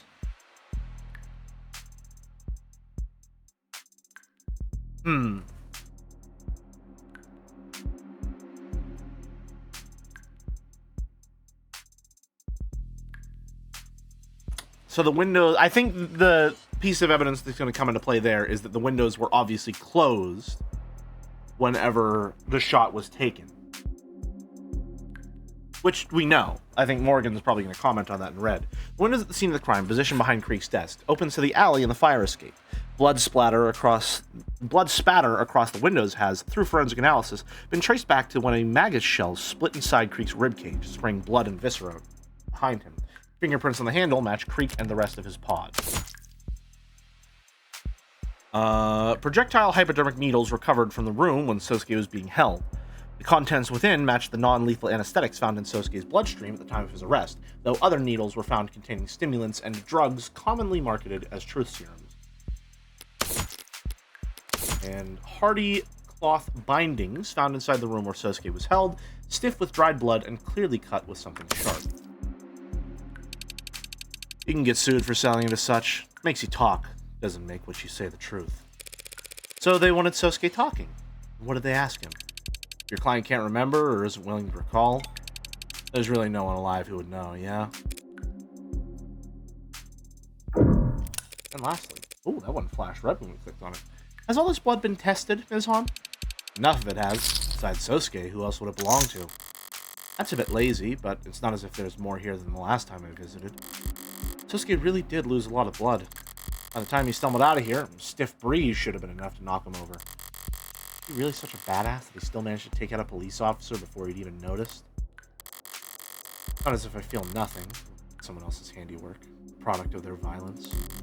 But it's like an artificial sweetener. No complaints for that first instant. And the aftertaste comes. Empty calories. I'll just be hungrier again later. Faster. Best to stay disciplined. I'm getting a headache, but it's not from anything sensory. I should know more about this crime scene than anyone. Why can't I piece it together?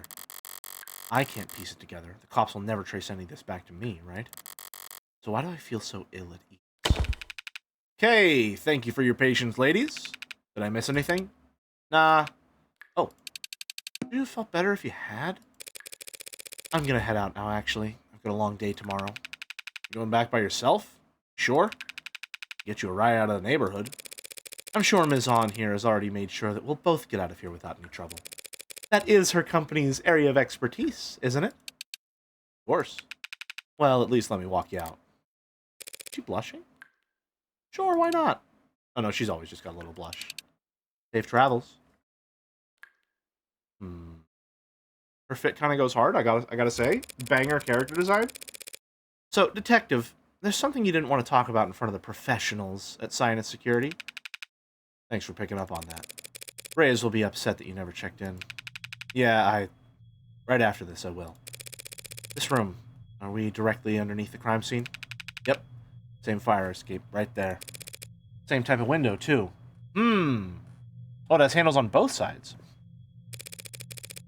Has this room been scanned into the arcs? Wait.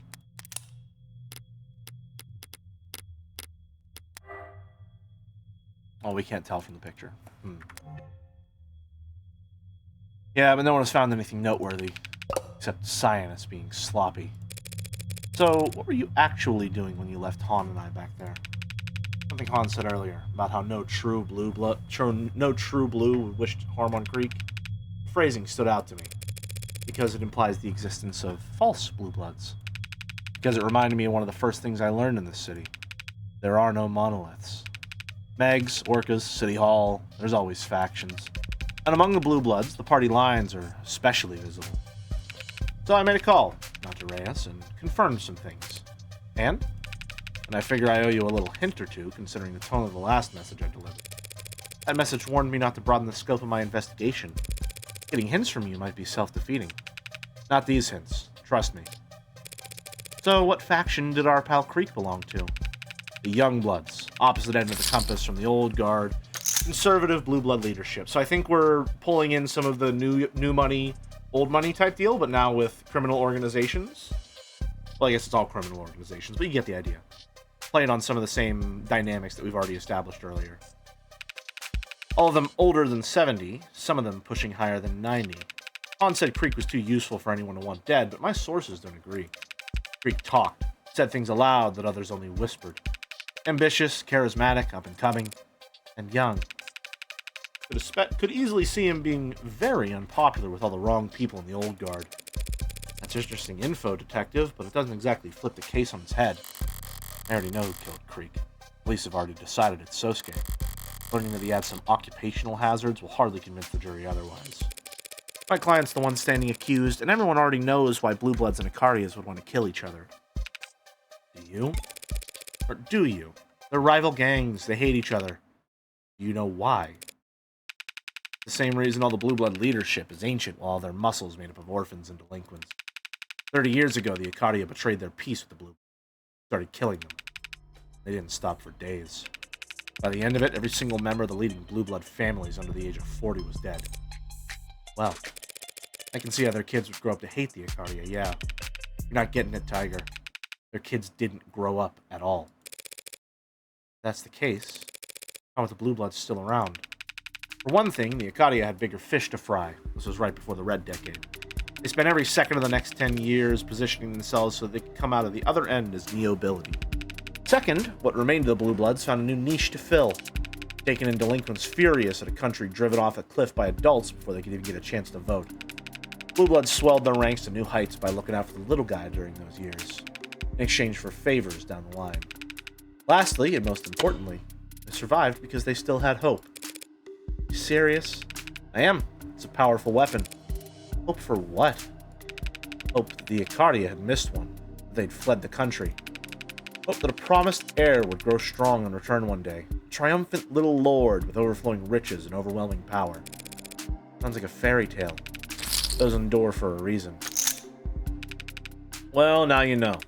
A warning to watch where you step isn't exactly worth much if you're fumbling around in the dark. Fairy tales and warnings. What's up?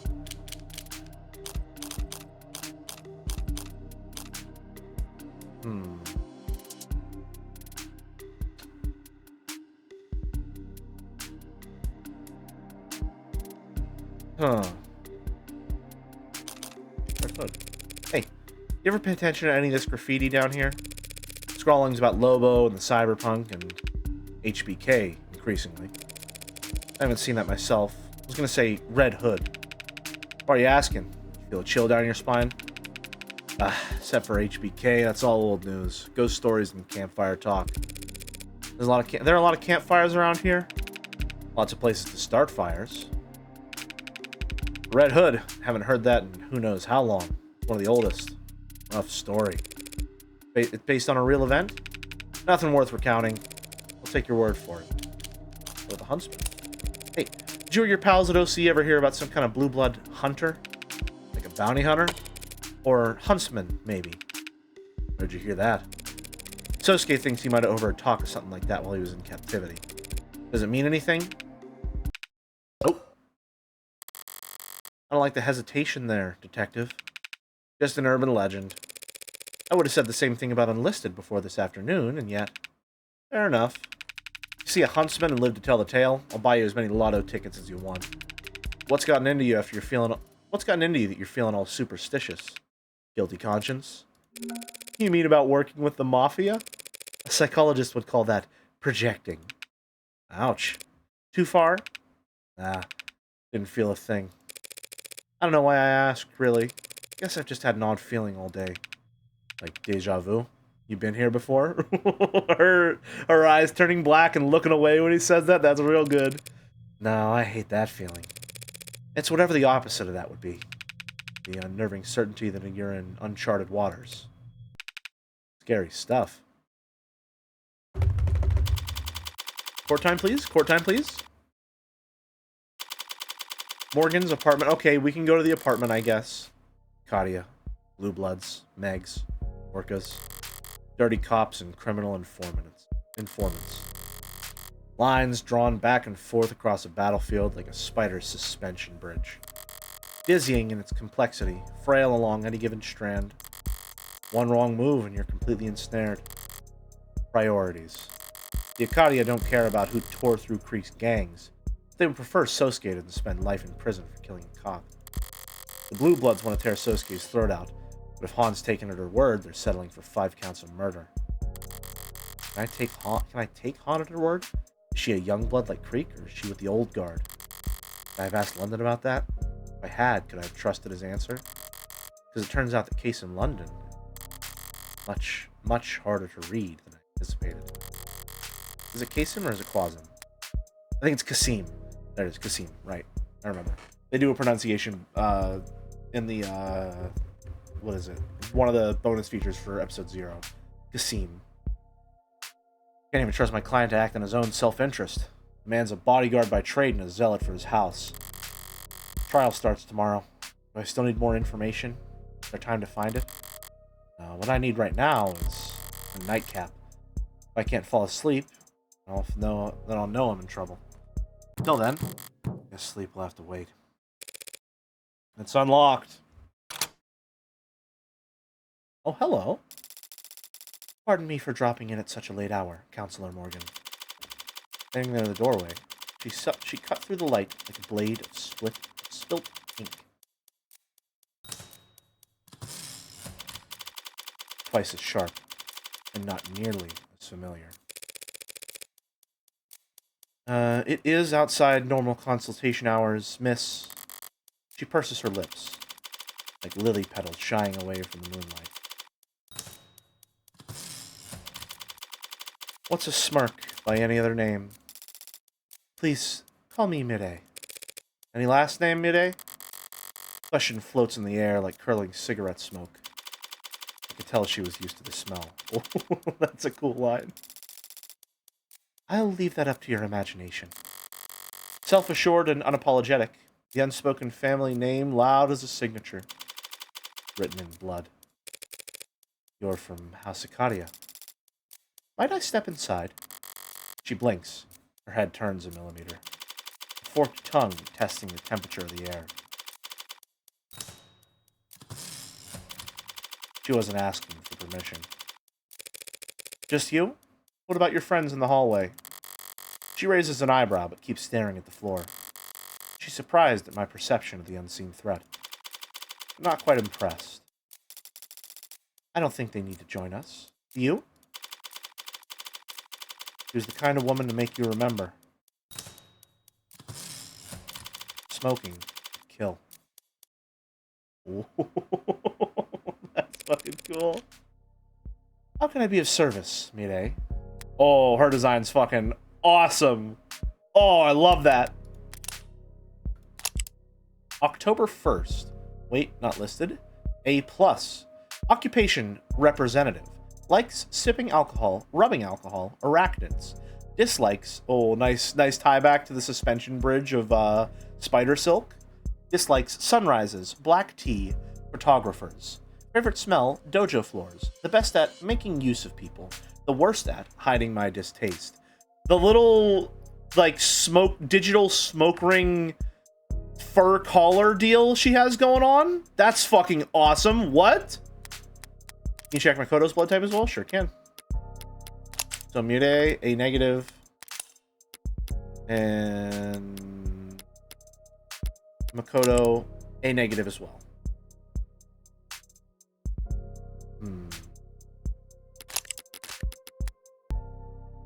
How can I be of service, Mide? You're already being quite accommodating, both to me and my family's interests. I came here tonight to be of service to you. I understand that you're somewhat new to this underworld of ours. I'm grateful for the offer, Mide, but inexperienced as I am, I've gathered that House Ikaria didn't come into its fortune by being generous. Would you like to know how House Ikaria did come into its fortune? I know you operate a lending corporation with a significantly diversified portfolio. Yes, the good old IFG. Public face of the Ikaria criminal empire. Clean shaven as it's become. What was that about Spider Silk earlier? They were talking about... Hold on. Let me open the backlog. Part of Morgan's monologue. Where is it? Lines drawn back and forth across a battlefield like a spider's suspension bridge, dizzying in its complexity, frail along any given strand. But no mention of spider silk, that's just my phrasing there. And I know you founded a pharmaceutical company and profited immensely when it went public. And before that, I know your family became neo-ability during the years of civil unrest.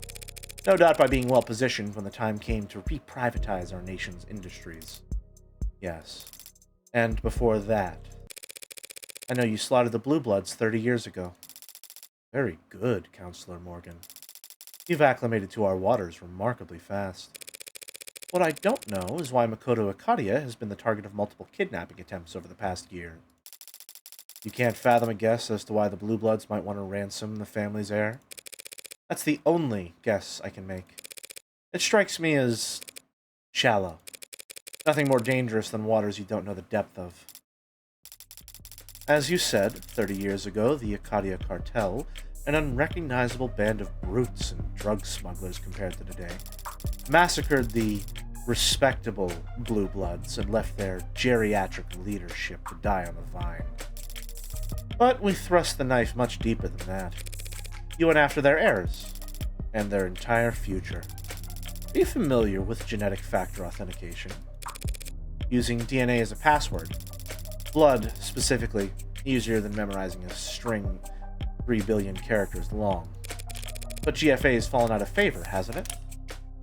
Genetic factor authentication is a password security system wherein a live blood sample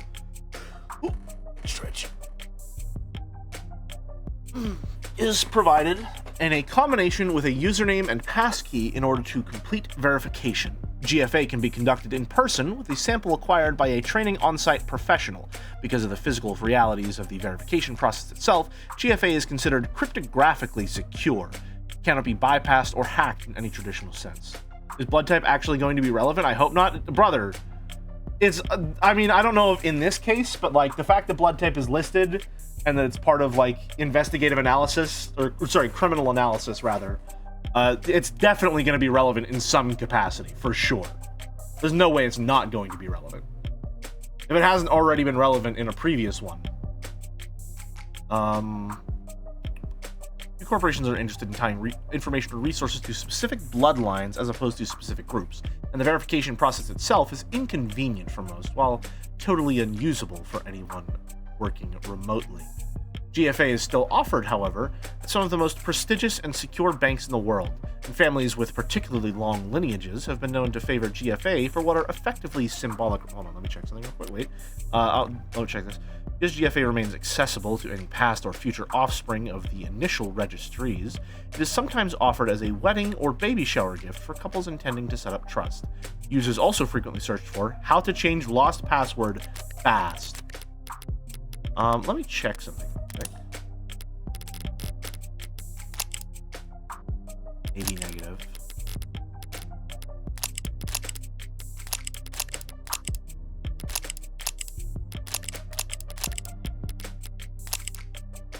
Maybe negative.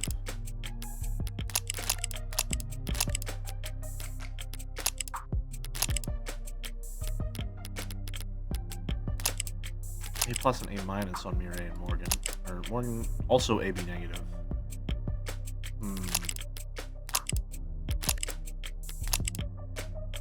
UAD. A minus. I don't know what I was looking for. The Blue Bloods made ample use of it back then. Bad bet. They already had their offshore accounts, business titles, property deeds. The Blue Bloods thought they'd already won, that they were establishing a dynasty. So as they made their political marriages, they bound their alliances and fortunes in literal blood. GFA was both a financial and symbolic laundering of the Blue Bloods' past. Their children, now married, clean-cut, and perfectly respectable, would prosper alongside wealth no longer tainted by ill-gotten gains. So that GFA registry became the Acadia's checklist. We went through and crossed out anyone that could have accessed those funds. Now all of it sits untouchable overseas in encrypted digital warehouses in some of the oldest, most austere banks in the world, collecting interest that will never be claimed. Does that answer your question as to why they'd target Makoto? No, and you know it doesn't. Because if they thought they could lock you out of your coffers by killing Makoto, they wouldn't be trying to keep him alive. You're paying attention. I like that. We don't use GFA, and Makoto is the heir to the House Acadia, to the Acadia Financial Group. He'd never be tied to our legitimate banking institution. Why not? What if he wants to buy a lollipop? A lollipop would be provided for him.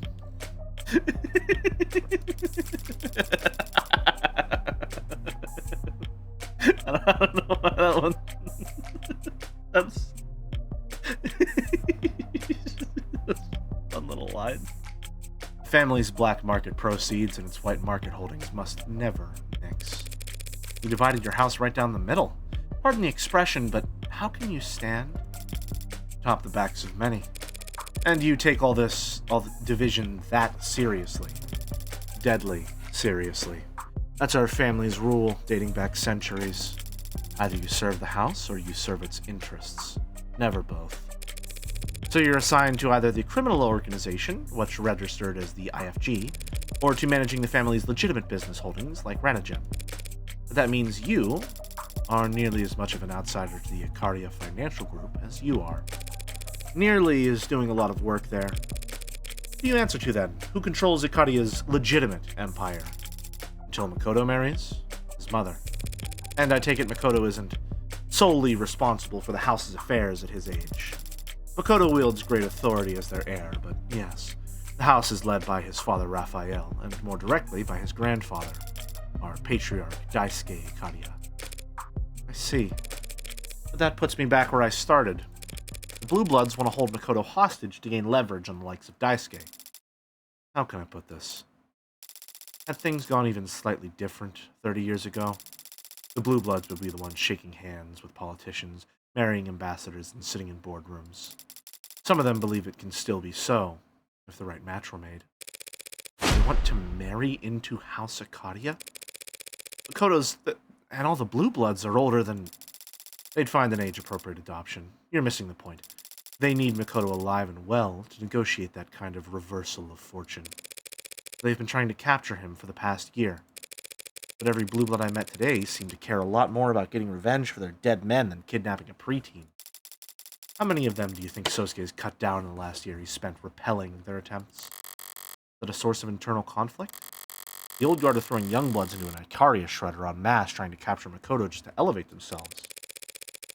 I suppose that all might total up to enough motivation for them to torture Sosuke, yeah. I had heard Sosuke was wounded. No one informed me that he'd been tortured. You know him, I take it?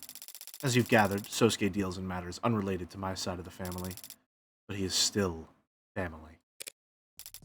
Speaking of my side, I have a duty as a representative of my wing to the House to stress that we do not want this trial to be prolonged. So the bean counters don't care for the extra attention. That makes sense. Do you care about the outcome? Or do you care about the outcome? A win is always preferable. Not a necessity. Makoto Acadia hired me to prove Sosuke's innocence. If he's the one signing the checks, Did he say why he hired you? He hired you for 2 reasons. Reason 1, his options are limited. More limited than he suggested, no doubt, to keep a strong front. The entire house is currently being audited by the state. Our usual legion of lawyers and accountants are already billing hours as fast as they can, so we wouldn't have his pick of the litter. So one half of the family can't talk business at the dinner table with the other half, but you share a pool of lawyers? Lawyers can be trusted to be discreet, can they not? Yeah, we can read between the lines. But then you'll understand reason 2. Whatever lawyer he did find through Akaria's usual connections would, like me, do whatever's best for the house as a whole, and not what's best for Sosuke. I'll make an amendment. 3 reasons. Makoto knew that if he didn't assign him any lawyer, Sosuke would just stay silent as the state dragged him off to be chained, rather than inconvenience the house any further. Well, yeah. I've known Sosuke for less than a day, and even I can tell he's never seen a cross he wouldn't jump at the opportunity to bear. That explains why Makoto would hire someone without connections to the Akaria. You slow-rolling another addendum that'll clear up why on earth my name crossed his desk? Littered with crayons and timetables, as I'm sure it was. I hope I've been able to elucidate matters for you, Counselor Morgan. Masterfully subtle way to say, we're done talking. Now I might ask you a small favor in return. Pass this message to Sosuke. If you see a way out, take it. You understand what you're asking him to do. Even if Sosuke took a plea bargain, even if I somehow got the other charges reduced to manslaughter, self-defense, the state thinks he killed a cop. The message is for Sosuke, not you. Your interpretation of it is irrelevant. End of conversation.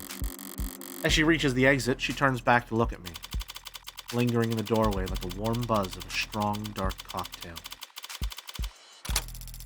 But your assessment is correct.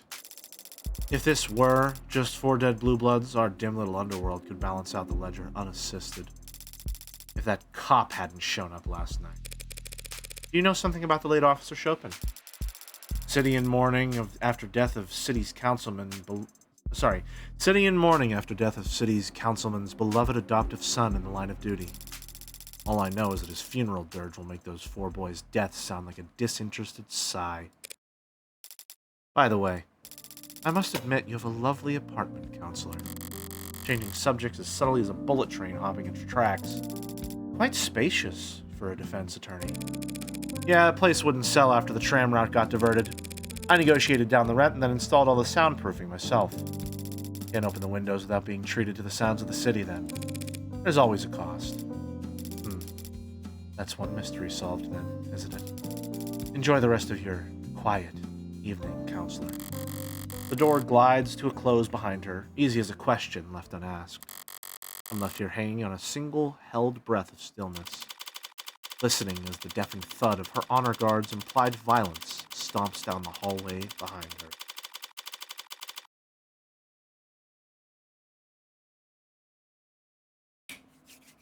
Nice. Oof. All right. Big stretch. We're at about 2 hours, so we're going to take a break right there. So, take a quick 5, stretch, get some water, get a snack. I'm going to go probably get a snack myself. In the meantime, one of the mods, please set up the Scran bet. I'll be back in 5. See you then.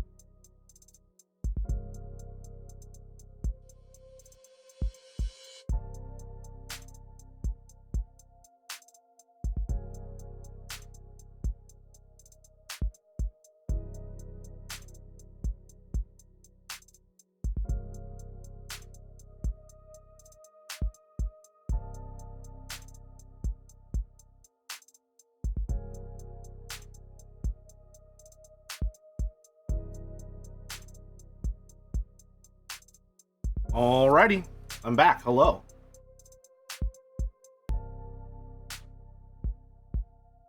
Let me pull up the usual fare. I have pizzelles.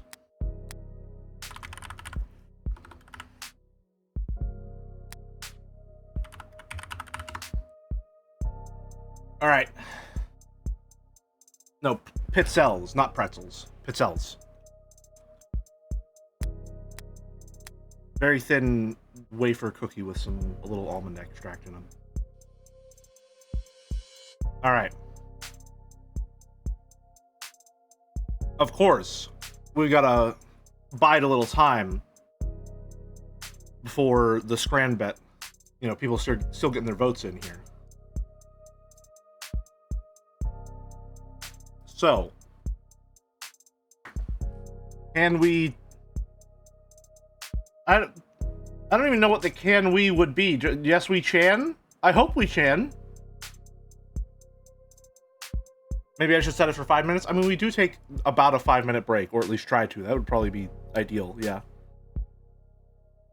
Alright. Obviously, we start with Americ Chan. That's how we just gotta get it started. I think we're gonna start with Breaker Chan here. Ooh. It is Americ Chan. It's from after 2020, and it has less than 9. Okay.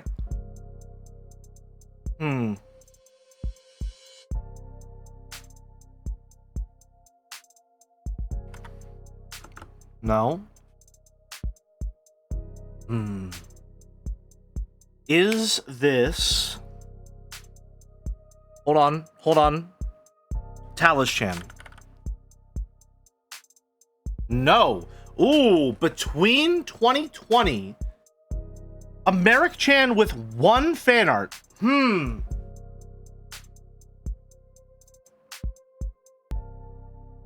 Oh, shit.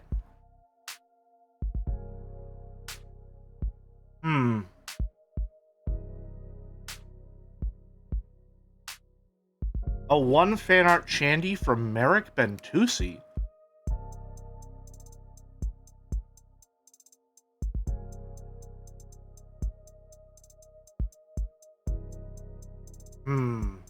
Is it? No. Can't be Bug Snacks, because that's what I was thinking. Speedrun Chan.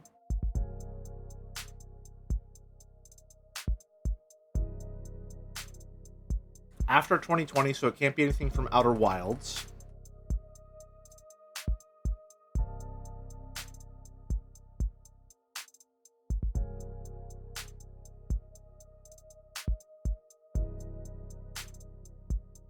And it also has to be from after the JanArt database was established.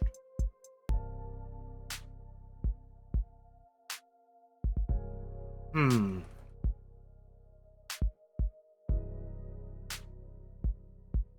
think it would be ATM Chan, but I don't think we have the database yet.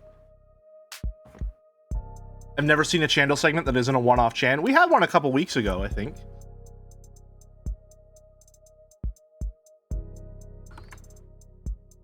Breaker Chan, Bomb Chan, not Bike Chan. Well,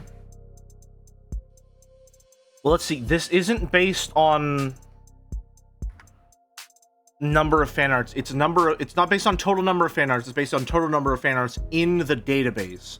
So this is a Chan that Merrick made between 2020 and 2024. So we have 1, 2, and 3 to work with. That only has 1 fan art in the database.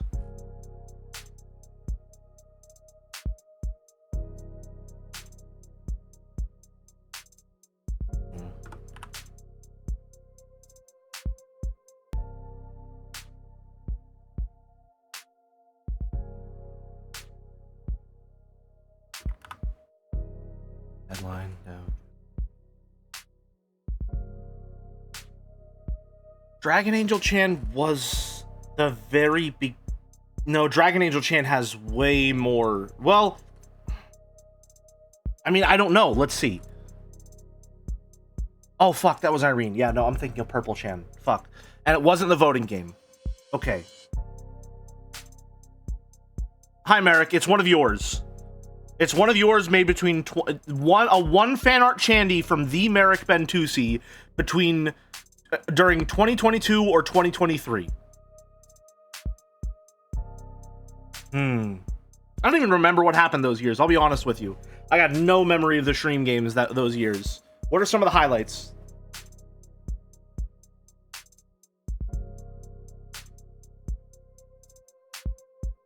999 happened? Okay, so it was that year. Is it... I was gonna say Phyto, but that's just Phyto.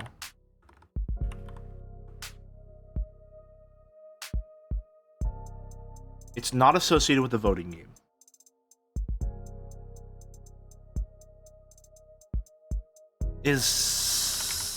No, Saito's more recent than 2024.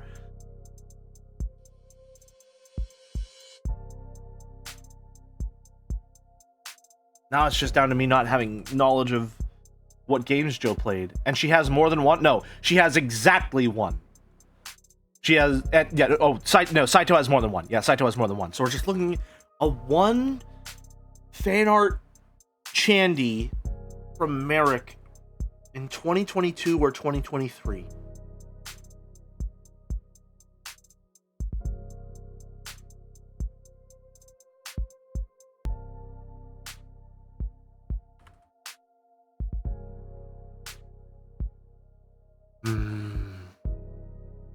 Hypnospace and Hi-Fi Rush was in that time too.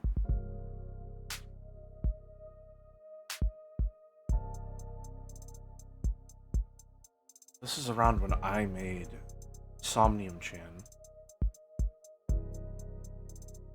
Brand new. Saito was 11 months old. That's not. She's not even a year old. Less than a year old Chan.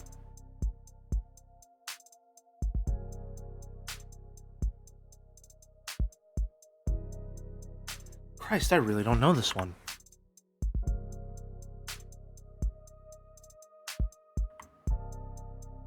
Did I go E? Yeah, E, F, G, H.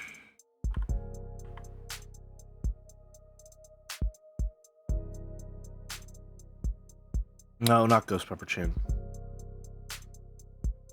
Ghost Pepper Chan was earlier than this. I'm pretty sure Ghost Pepper Chan was during, the voting games, or at least sometime near the voting games. E-H I. Oh, where's I? J. Ghost Peppers from Ace Attorney. I'm pretty sure Ace Attorney was 2021 though, not 2022.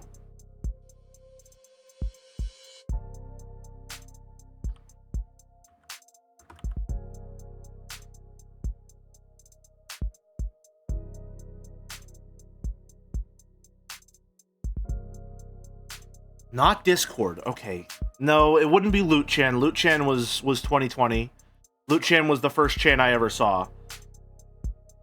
And I joined in 2020.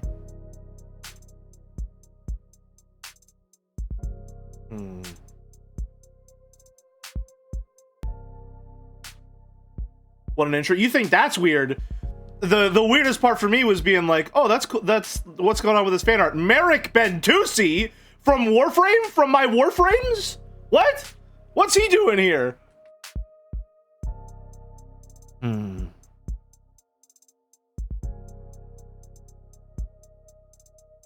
Okay, I'm gonna need a hint on this one.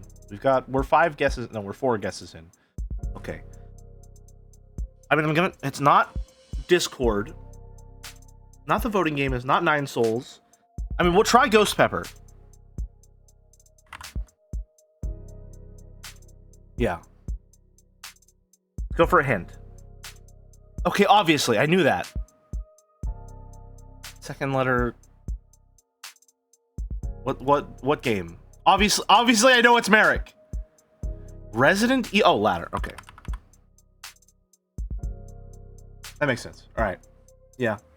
I drew Ladder Chan. I should have known that. I should have just gone through my fucking database and been like, what Chans did I draw for Chantober, Vember, Sember? I drew her. I've not been watching the other Devil streams because I plan to play the game once it's fully up, but I'm here to watch Jelly choke on Scrando. Oh, you think I don't know how to chew my food, huh? You think the guy who got 9 out of 10 on a Friday Scran doesn't know how to chew his food, huh? Unbelievable.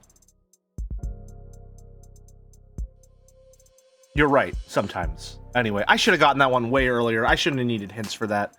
Although, in my defense, does anyone remember Resident Evil Village streams? I never thought my Warframe comics made waves like that. I don't know. I played Warframe, so I was just aware. All right, in 6 tries, we can do better. I think our best is like 4. All right, next up. Scrandle. Can we choose it? Sorry, my hotkeys decided not to work today. Yes, we scram, baby! This one shall be blessed by Saint Scrandilio himself. Let's roll. Masala chips. Really cheap chips, but also, like, not even enough fries to cover the bottom of the container. What do you do? Right. I'm saying right because these loaded fries. I mean, the onion's a little. Is that cheese? No, that's cheese. Okay. Right. 69. Nice. That's reasonable, I guess. Oh, fuck. Chicken. Okay. It's not.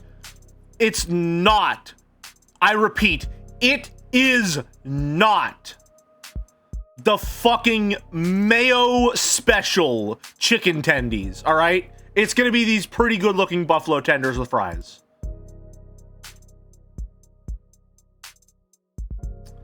Loaded Jesus Christ, what did you load them with? Everything you could find? God damn. Cobb with chips and sausage, no price data. Nope, how the fuck do we not get price data on this? I disagree. Theologically, I disagree. Loaded fries, chips, cheese, onion, bacon, chili sauce, $6.70, or Cobb with chips and sausage. Left and last pair would have looked good if they didn't take it under the palest light imaginable. I think the mayo just looked too thick on it.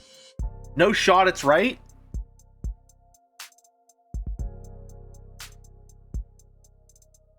I think left. This just looks... I mean, it's way too much fucking sauce, but this just looks bad. Yeah, okay. All right. Cauliflower, okay. Not only is this going to lose because people see cauliflower wings and they're gonna fucking, like, the vegetarian options are the antithesis of Scran. All right? But this also just looks like shit. This is maybe the worst, most unappetizing, like, this looks like fucking food for my enclosure. All right, I feel like this gets put in a fucking trough and then you slide it into my prison cell. Left. Right. That's an awesome looking fucking burger. Right wins, obviously. The Big Boss.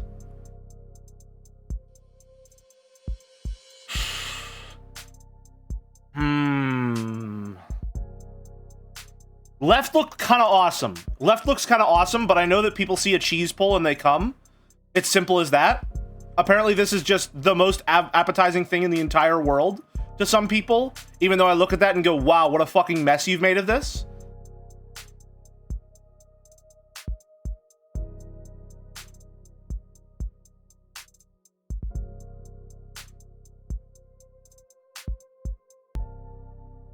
Chicken burger with the cheese pull for $16.08.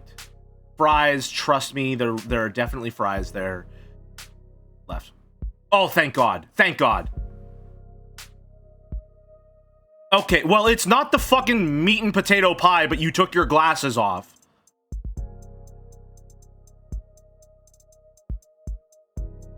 No. No. No, no, no, no, no.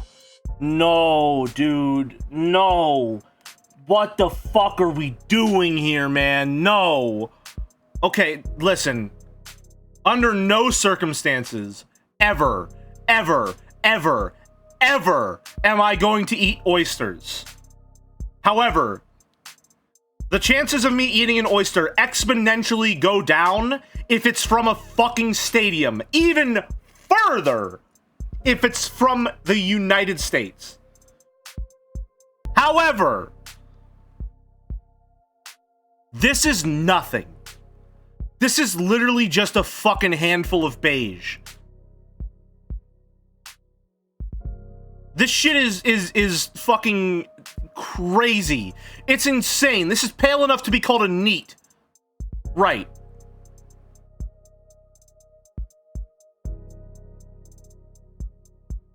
A pint of Guinness, no price data, based on Frankfurter, one Frankfurter, pint not included. Listen, man.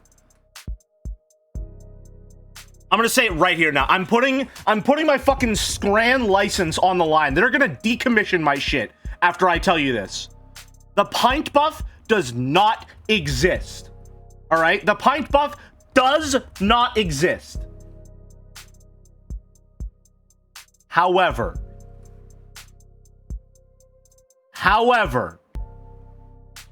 no one's paying $10 for a hot dog that looks this okay, with these dry-ass, crumbly-ass buns that they didn't even cut properly.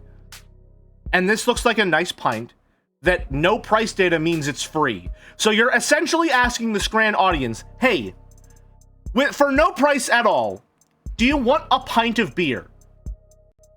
Yeah, the pint's gonna win. No. No. Unfucking believable. Unfucking believable.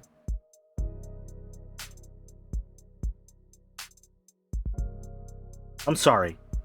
I'm taking the headphones off because we're cut the fucking music. Cut the fucking music.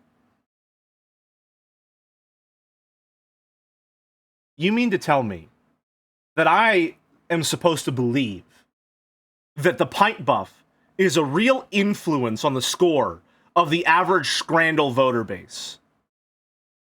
All right? I'm supposed to look at Scran as a strategist, a Scran strategist, all right? A meal planner, if you will. And I'm supposed to believe you when you tell me the pint buff is real. When we have had literally free beer or unlimited beer, and both of them have been below 50%. It wasn't free. No price data means it's functionally free to the average Scran voter.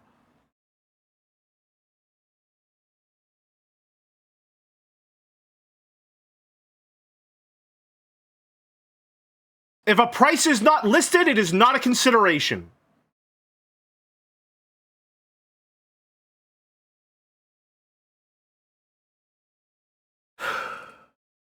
The pint buff does not exist. If anyone tells you otherwise, they're lying to you. And it's part of some fucking deep Scran agenda to get you to throw your perfect Scrans in the fucking garbage. Anyway, free shit from a butt or some fucking loaded fries. I don't know, maybe it being free is right. Free doesn't matter. Free doesn't matter. Of course free doesn't matter. It's fucking Britain. Freedom only matters here. And that's why we tarnish it.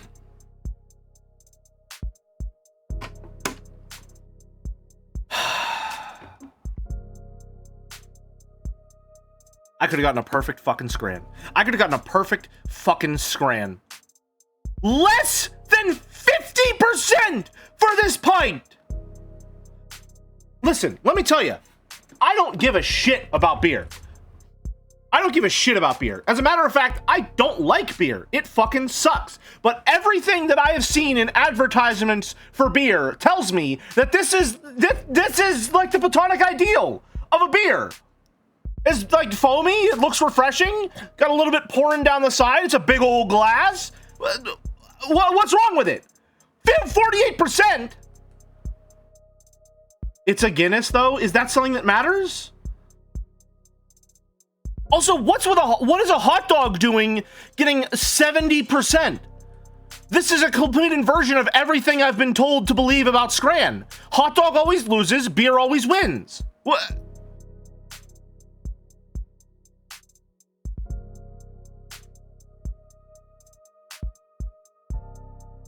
Unbelievable. That hot dog looked great.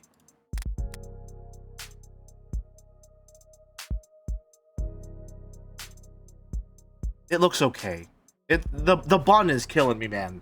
That looks like a dry-ass, stale-ass bun, man.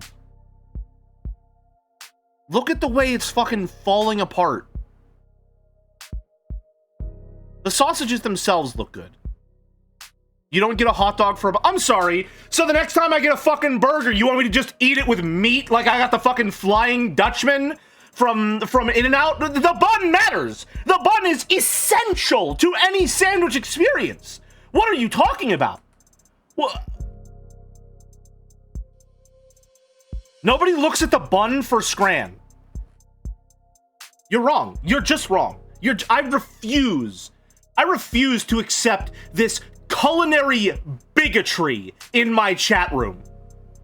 Abso-fucking-lutely not will I ever fail to consider the bun. That's what I'm all about here on the Jelly Channel. Thank you very much. I will not stand for this. I will not scrand for this. Thank you very much. 9 out of 10's not bad. I'm upset.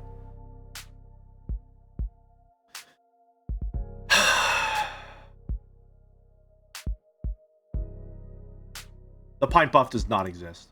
Anyone who tells you otherwise is selling you something. Maybe a pint. I was still leaning back in my chair, staring holes into my ceiling long after the scent of her expensive tobacco had faded into null. Savoring it while it lasted was beyond me at the moment. My attention's elsewhere. This case is knotted and twisted like a gnarled oak. Just when I think I've found my rhythm, blade runs dull. Carving is an exercise in patience and vision.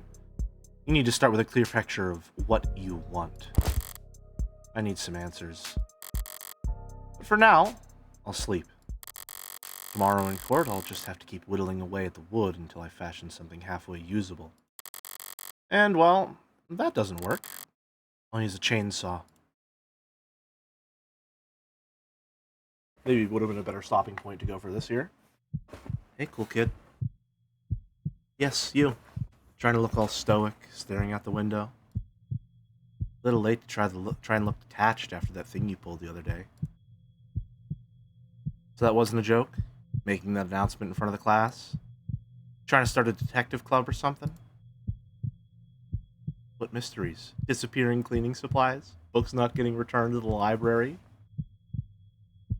Sounds lame. Well, not like it's your fault. Everything's lame. Good luck finding members. Everyone around here already knows what they're going to do after school. And tomorrow. And next year. They're all staring down the barrel of a lucrative career and telling other companies how to provide web services or whatever the hell this school is supposed to train us for. A lawyer. If you say so, cool kid. The Megs will probably have robots doing that by the time you graduate, but sure.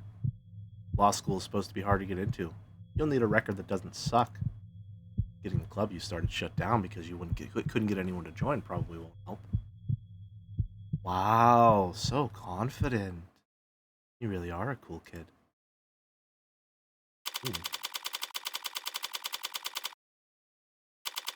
Fun way to start off the trial. Interesting. 48. Morgan, please. This is... Hold still and relax. This will be over soon. I thought you were joking about the makeup. Of course I wasn't joking. A face like yours is invaluable in the courtroom. Do you think covering me in concealer and blush and applying eyeliner will help me appeal to what demographic exactly? You know the names of all this stuff?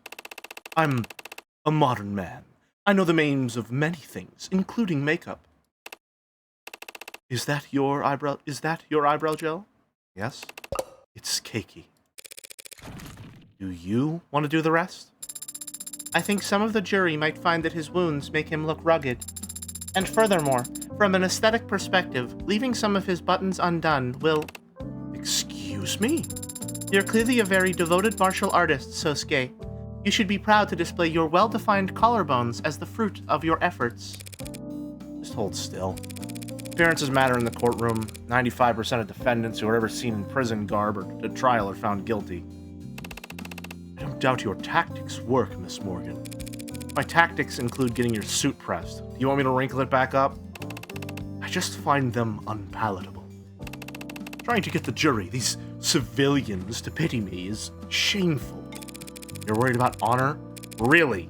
You're already a cybernetic ninja, Sosuke. Don't be a stereotype. Don't call other people stereotypes. He's right, Adonai. And he's more of a cybernetic samurai, since he's sworn himself to a wealthy, land-owning noble. I'm confused, Sosuke. Is it honorable how your family makes their money? Made their money? I'm not talking about morality. I'm talking about having principles. Yes, they're subjective, and yes, they can be hypocritical, but the further you stray from the common path, the more you need them. I mean, what about her? What would Sarah be like if she didn't have tenets to guide her programming? Uh-oh, yeah, about that. A programming framework underlying the development of modern automated dependent software. All contemporary supported programming languages are built upon the tenet system, allowing users to designate a series of inviolable, we had the same problem last time, inviolable priorities for their code to pursue. Once added to a program, a tenet cannot be circumvented under any traditional circumstances, and even then, only if a tenet with a higher weight supersedes it. Tenets were first adopted in the field of computer science as a three priorities that governed how preserving human life, obeying human commands, and avoiding damage to human property should be prioritized.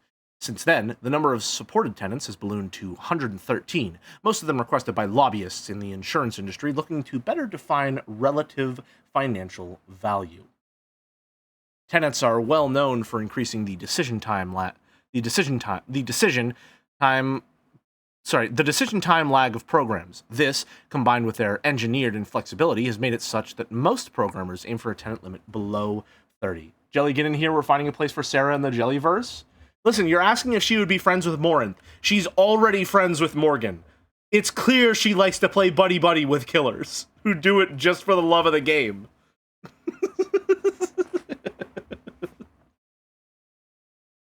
Originally, the one tenet that could not be removed from any program was TNT Safety 0, aka Tenet 0 or Tenet 1.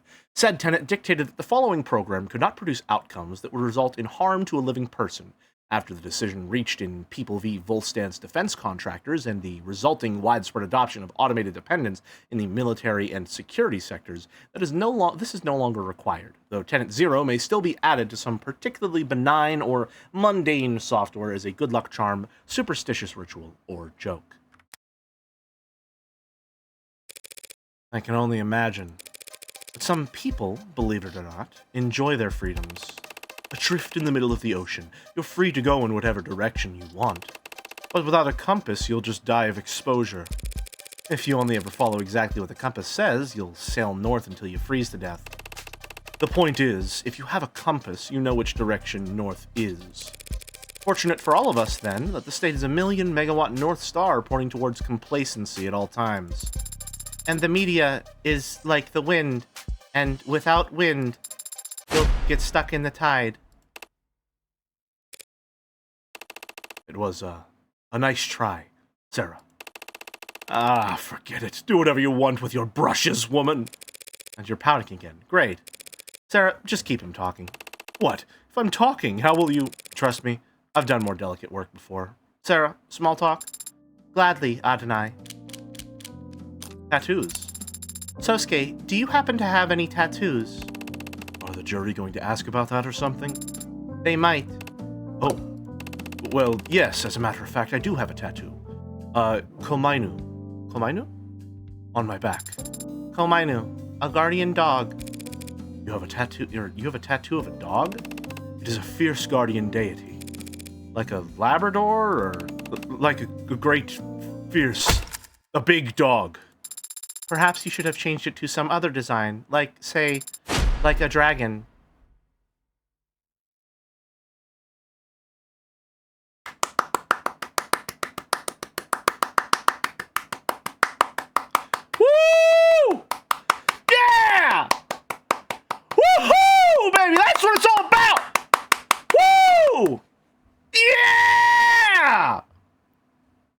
love you, Zuka. There's no switching. Buyer's remorse must be unbearable. There's no buyer's remorse? Lift your chin. You really think they'll feel bad for me because of some cuts and scrapes? You're not good at listening to instructions, are you? The prosecution has to get 12 strangers to agree that you killed 5 men. Each charge has to be unanimous. A perfect score. Any chip damage we can do, any doubt we can sow, we take it. And any advantages we're given, we make full use of. The advantage you're talking about is my face. Are you really not used to this kind of attention, Sosuke? Look, it may be true that at times some women have expressed... And men, no doubt. All I'm saying is that there's a difference between knowing your strengths and powdering up like this. Pretend it's war paint. Is that how you see it? No, but I'm a grown-up. Long history. Thank you for entertaining my questions last night, Sosuke. Did she ask you about your dimensions? The subject might have come up. She's a talkative one, isn't she? Sorry if she kept you up all night. No, she's no trouble, just curious. Reminds me of... we discussed history. Oh, well, she must have put you right to sleep. Adonai, it was his choice of subject. So you read history, Sosuke. Here, I assumed you spent all your free time frowning in the corners of rooms with your arms crossed. We talked about the Roman Empire, for your information. Of course you would, huh? And criminal empires. Nothing too detailed, I hope. But Sosuke, I still don't understand. What did you mean when you said criminal organizations used to be structured differently? Only that the old ways don't fit in with our new 21st century world. Old ways? Well, he's talking about race, Sarah. Race? I don't understand. Well, that's to be expected. After all, you share 98% of your components with a washing machine. That is washing machine? Florence? Separated at birth? Oh my god? Her long-lost sister? That is an untrue and unflattering comparison. Maybe you do get it. Look, Sarah, names like Mafia, Gokudo, Sanheihu? Probably pronouncing that wrong. Chinese isn't great.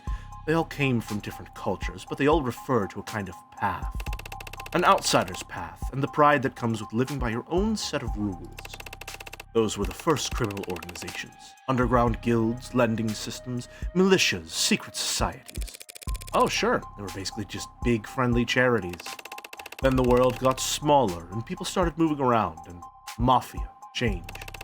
It became a way for immigrants to band together to have some kind of power in places that wouldn't give them a chance at anything remotely respectable. But the world kept getting smaller and more complex, and eventually, that kind of community couldn't form, let alone survive. Why? Not enough shared experiences. Shared experiences. I see. Fancy way of saying the internet came along. Well, yes, technology negates the physical distance between people. When you spend most of your life online, you end up with more in common with people on the other side of the planet than your own neighbors. Just because of where your recommendations take you. So the immigrant experience disappeared. Fractured, more like. Cracked into a million shards with a hammer. Well, generational or economic experiences got cemented. The world is more diverse and varied than it's ever been in every sense. Except economically. Wealth inequality is at historical highs. As it has been every year since before I was born. To answer your question, Sarah, that's what binds the members of a criminal organization to one another. Their socio-economic status. House Icaria is at the top. The Blue Bloods lie below us. Within each organization, wealth is concentrated among the leadership, of course, but each mafia exists in entirely different strata. I see. I've also read about an organization called the Rust being active here in the city. Are they in the poverty class, then? The Rust? I'd put them in the anarchy class. Glowing tattoos and spiked hair, chrome biceps and sharpened teeth. The Blue Bloods, for all their faults, can put on a tie and go to work. But I can't see the Rust experiencing any kind of social mobility.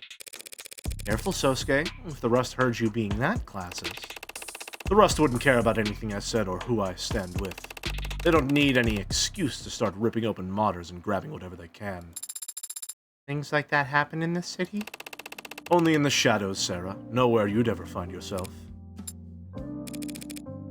Finally run out of steam? On to the grim business, then. How'd things go with your investigation? Not bad, was it? Nonsense! It was pretty bad. With what I've seen so far, there's no one else who could have killed Chopin.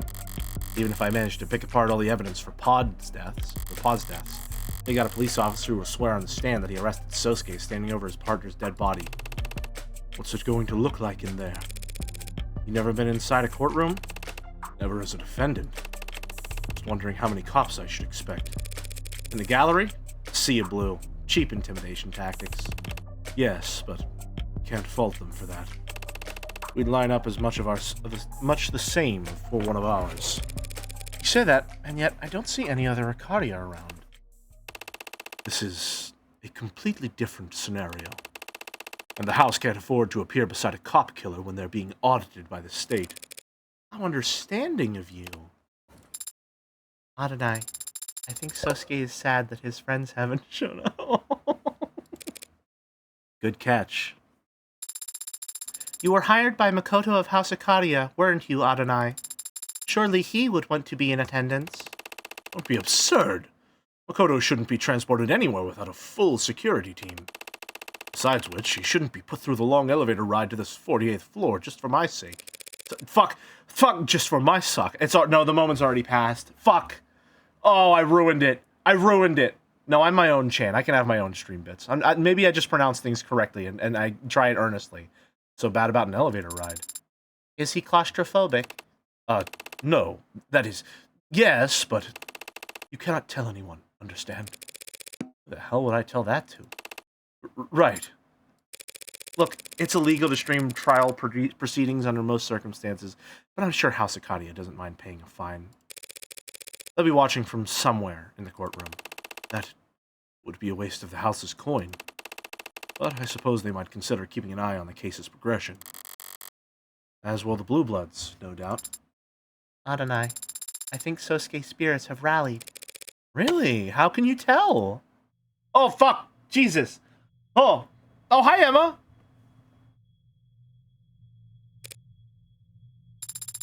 He lifted his gaze, and his eyes seemed brighter, as if... Good. Now try to keep his spirits high. How do I do that? Think of something fun.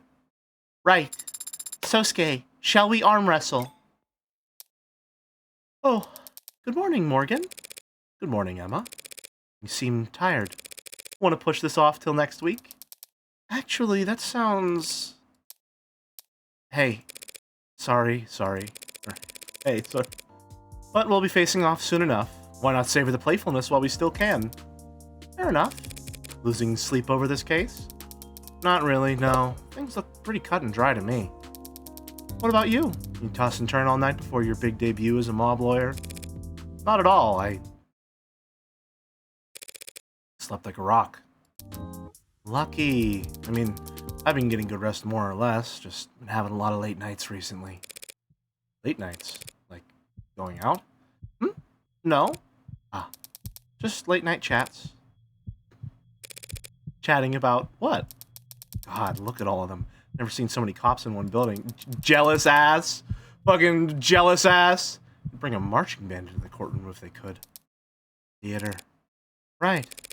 Well, theater and trial weren't all that far apart back in ancient Greece. Would hope we'd progressed since then. You don't approve of this show of force, I take it? Is it that obvious? Isn't that... I'd like to say this is because of who Chopin's family is, but we both know that's not what this is really about. A cop is dead. The state wants to make it clear that that isn't tolerated. Cops volunteer to defend our laws and protect us citizens. Volunteers don't get paid. Besides, cops, court, the state, all they can do is enforce the laws, not defend them. Guns and arms can't defend against corrosion anyway. Rot comes from the deep. So you'd rather the death of a police officer get the same treatment as any other citizen? Suppose that's not possible. They get increasingly fewer chances to play the victim every year, and they never let the opportunity pass. No, I guess the best I could hope for is that the state makes the same show of force whenever any crime is committed. They treated every death like the death of the cop. Maybe I could have caught HBK by now. You're still on that. Of course, shooting deaths are down, but do you know how many missing persons cases there are in this city? How many deaths get written up as mod harvesting attacks gone wrong? It's a big city, Morgan. More than enough blood running through the streets for HBK to launder their kills in. You shouldn't joke like that. What, you don't believe me? Just last month, missing person. The report was filed by their employer when they didn't show up for work, 7 days after they had last been seen by anyone. They were just some part-time worker, no close friends, no family. They went to work, they came home, paid their bills, and they disappeared. No one cared or even noticed until their job didn't get done and those bills went unpaid. No one noticed until they stopped buying in. The body was found a full 2 weeks later. The decay was what happened to them. Blunt force to the back of the head, something metallic with a sharp corner, we think. It was a roughly cubed machine part I pulled from a dumpster nearby. It fit snugly in my hand, and I caved through his skull like a shovel through snow. Kicked into the bay, might not even have been weighed down. The bay harbor, just thrown away like a cheap. It's terrible. You find any belongings on them? No. So probably a mugging then, right? No, there would have been other injuries from a struggle. And a thief who accidentally committed murder would be too panicked, too terrified to... You know how muggers think now. I can learn how anyone thinks, even HBK with a robust enough profile. Well, good luck building it all by your lonesome. I'm not working on this by myself. Sorry, right. Did you want to beg for mercy real quick before we begin? Now, where would the fun be in that? Ooh, interesting. August 15th, 2086. Courtroom 48D. The courtroom gallery is quite full today, isn't it? Awash in a sea of pissed-off cops. Doesn't exactly shore up one's confidence, does it? 5 counts of murder would be newsworthy on any day of the week. Add in the fact that one of the bodies belongs to a cop and the crowd was to be expected. Didn't think they'd be so quiet, though. Maybe they're all just waiting for the firing pistol before they start casting their stones. Don't let it get to you, Sosuke. They're just posturing. Posturing, I understand. I've been in attendance for my share of tense negotiations. But the bloodlust in those rooms is always mutual. You don't feel any animosity towards these cops? I'm used to summoning my temper on command. I might have forgotten how to get angry for my own sake. You just worry about the jury. What about the adjutant? They cannot be intimidated by muscle, bribed with cash, or disarmed with fine tailoring. All of which makes them quite favored when it comes to prosecuting organized crime. Have you been in court many times before, then? It's an eye for an eye in the world we operate in. We don't file assault charges, we just answer them. Even that has become rare, the house is elevated. Blue bloods and rust and all the rest of the rabble. We're beyond their reach now. And when it comes to our peers, we communicate very differently. Must make being a bodyguard pretty boring. I think your work sounds very rewarding and exciting, Sosuke. Thank you. Especially the other day when you were captured and beaten by your rivals. Yes. What I was trying to hint at, Morgan, is that you should not be expecting assistance from the house. Honestly, the thought hadn't crossed my mind. Being on the winning side for once? What the hell would that even feel like? So there won't be any men in black approaching the jury during lunch and offering them paper bags of cash? No. Well, if we do really bad, then we won't even make it to lunch, so... Sosuke, what are you staring at? Are you looking for the jury? No, I know they aren't here. It used to be mandated that juries be physically present for court proceedings. You would have felt like it was important that they look the accused in the eye. You help them evaluate their character? Why bother? Most people suck at that. Always have. True. Perhaps it was considered part of the punishment, then. You have to look them in their eyes. Punishment for the jury or the defendant? All right, kiddos. Chins up, shoulders out. Show's about to start. I just remembered. Do you think the adjutant assigned to this particular case? Obviously, it's gonna be me. Obviously. I mean, that's a gimme. Easy. How? It's 80. What are the chances? Hello, 80. September 2nd. Height, 263 centimeters. Weight, 299 kilograms. Occupation, automated dependent, adjutant. Likes, mountain air, gymnasts, luxury. Dislikes, happy couples who ask you to take their photo. Pineapple, on pizza, until proven guilty. Shopping carts, always return. She's a good one. Favorite quote, let he who is without sin play first, or draw first. Ooh. There should be at least 83 other personalities in the building's network. At least. Well, Your Honor, thank you for presiding so honorably. I do try. Try. Because it's a try-all. Tougher crowd than usual. And that's not counting all the grim monoliths standing tall out there in the gallery. Who died? 5 people, Your Honor. Yikes! What's the damage? 2 counts of manslaughter, 2 counts of homicide in the 2nd degree, and 1 count of homicide in the 1st degree. Buddy, you trying to set a gold split with all that? What's with the record-setting grind set? The prosecution stands ready. So shall we begin? Oh, holy shit. Your credit's always good here. Court is now in session.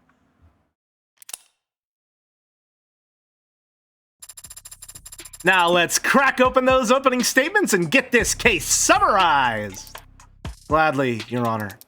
People of the court, the defendant in this case is a man named Sosuke Ikaria. He was found at the scene of the crime where 2 men were shot to death. One was stabbed in the neck, another had their skull bashed in, and a police officer was impaled through the back with a sword. Uh-oh. Cop-killing piece of shit. Please pardon any outbursts from the gallery that your mics may inadvertently pick up. Now, I understand that the scale of violence on display here today may intimidate you, but I want to stress to all of you now that your responsibility here today is neither taxing nor complex. You will hear testimony, you will be shown evidence, and all of it will point towards the truth, that the defendant is the only individual who could have possibly committed these crimes. That is a simple fact. And the only one you need concern yourself with. Ooh, she's cold as ice. But every ice sage beckons a kindling. For his ashes call to cinders, and embers form champions. Defense is ready, Your Honor. Emma did stick to cold logic, so I follow her with more of the same. If I follow her with more of the same, it'll end up falling flat. Gallery will never warm up to us. But that can work to our advantage if the jury comes to see these cops as witch hunters eager to start a pyre. Choose the most outlandish words you can. Go for broke. It's not like Masters never taught me anything. I know how to do the razzle-dazzle. My fellow citizens, you were brought here today because an act of violence took place that can only be described as wild, bloody, unspeakable.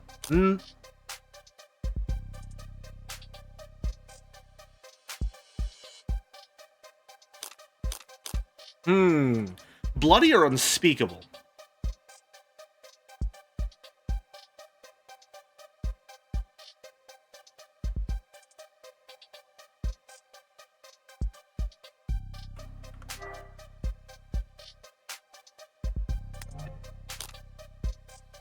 You are speaking it. Go for broke?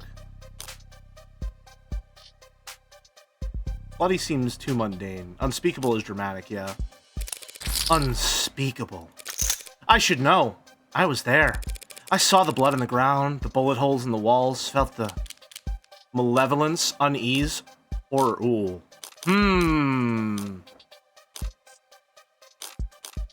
I mean, probably horror.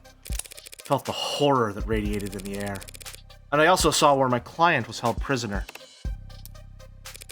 And I knew exactly where he must have stood, because his sweat and blood had stained the tile. My client, a decorated veteran, the man you see standing next to me here, not even fully healed from his trauma, ordeal, torture, was taken into police custody with lacerations, bruises, internal bleeding, broken bones.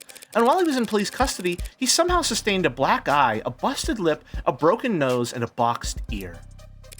A puzzle which I'm sure any one of the officers in the gallery today would be happy to testify about. Oh, Gonna let her say that? Oh, man. You want me to object during an opening statement? Much is resting on the outcome of this trial.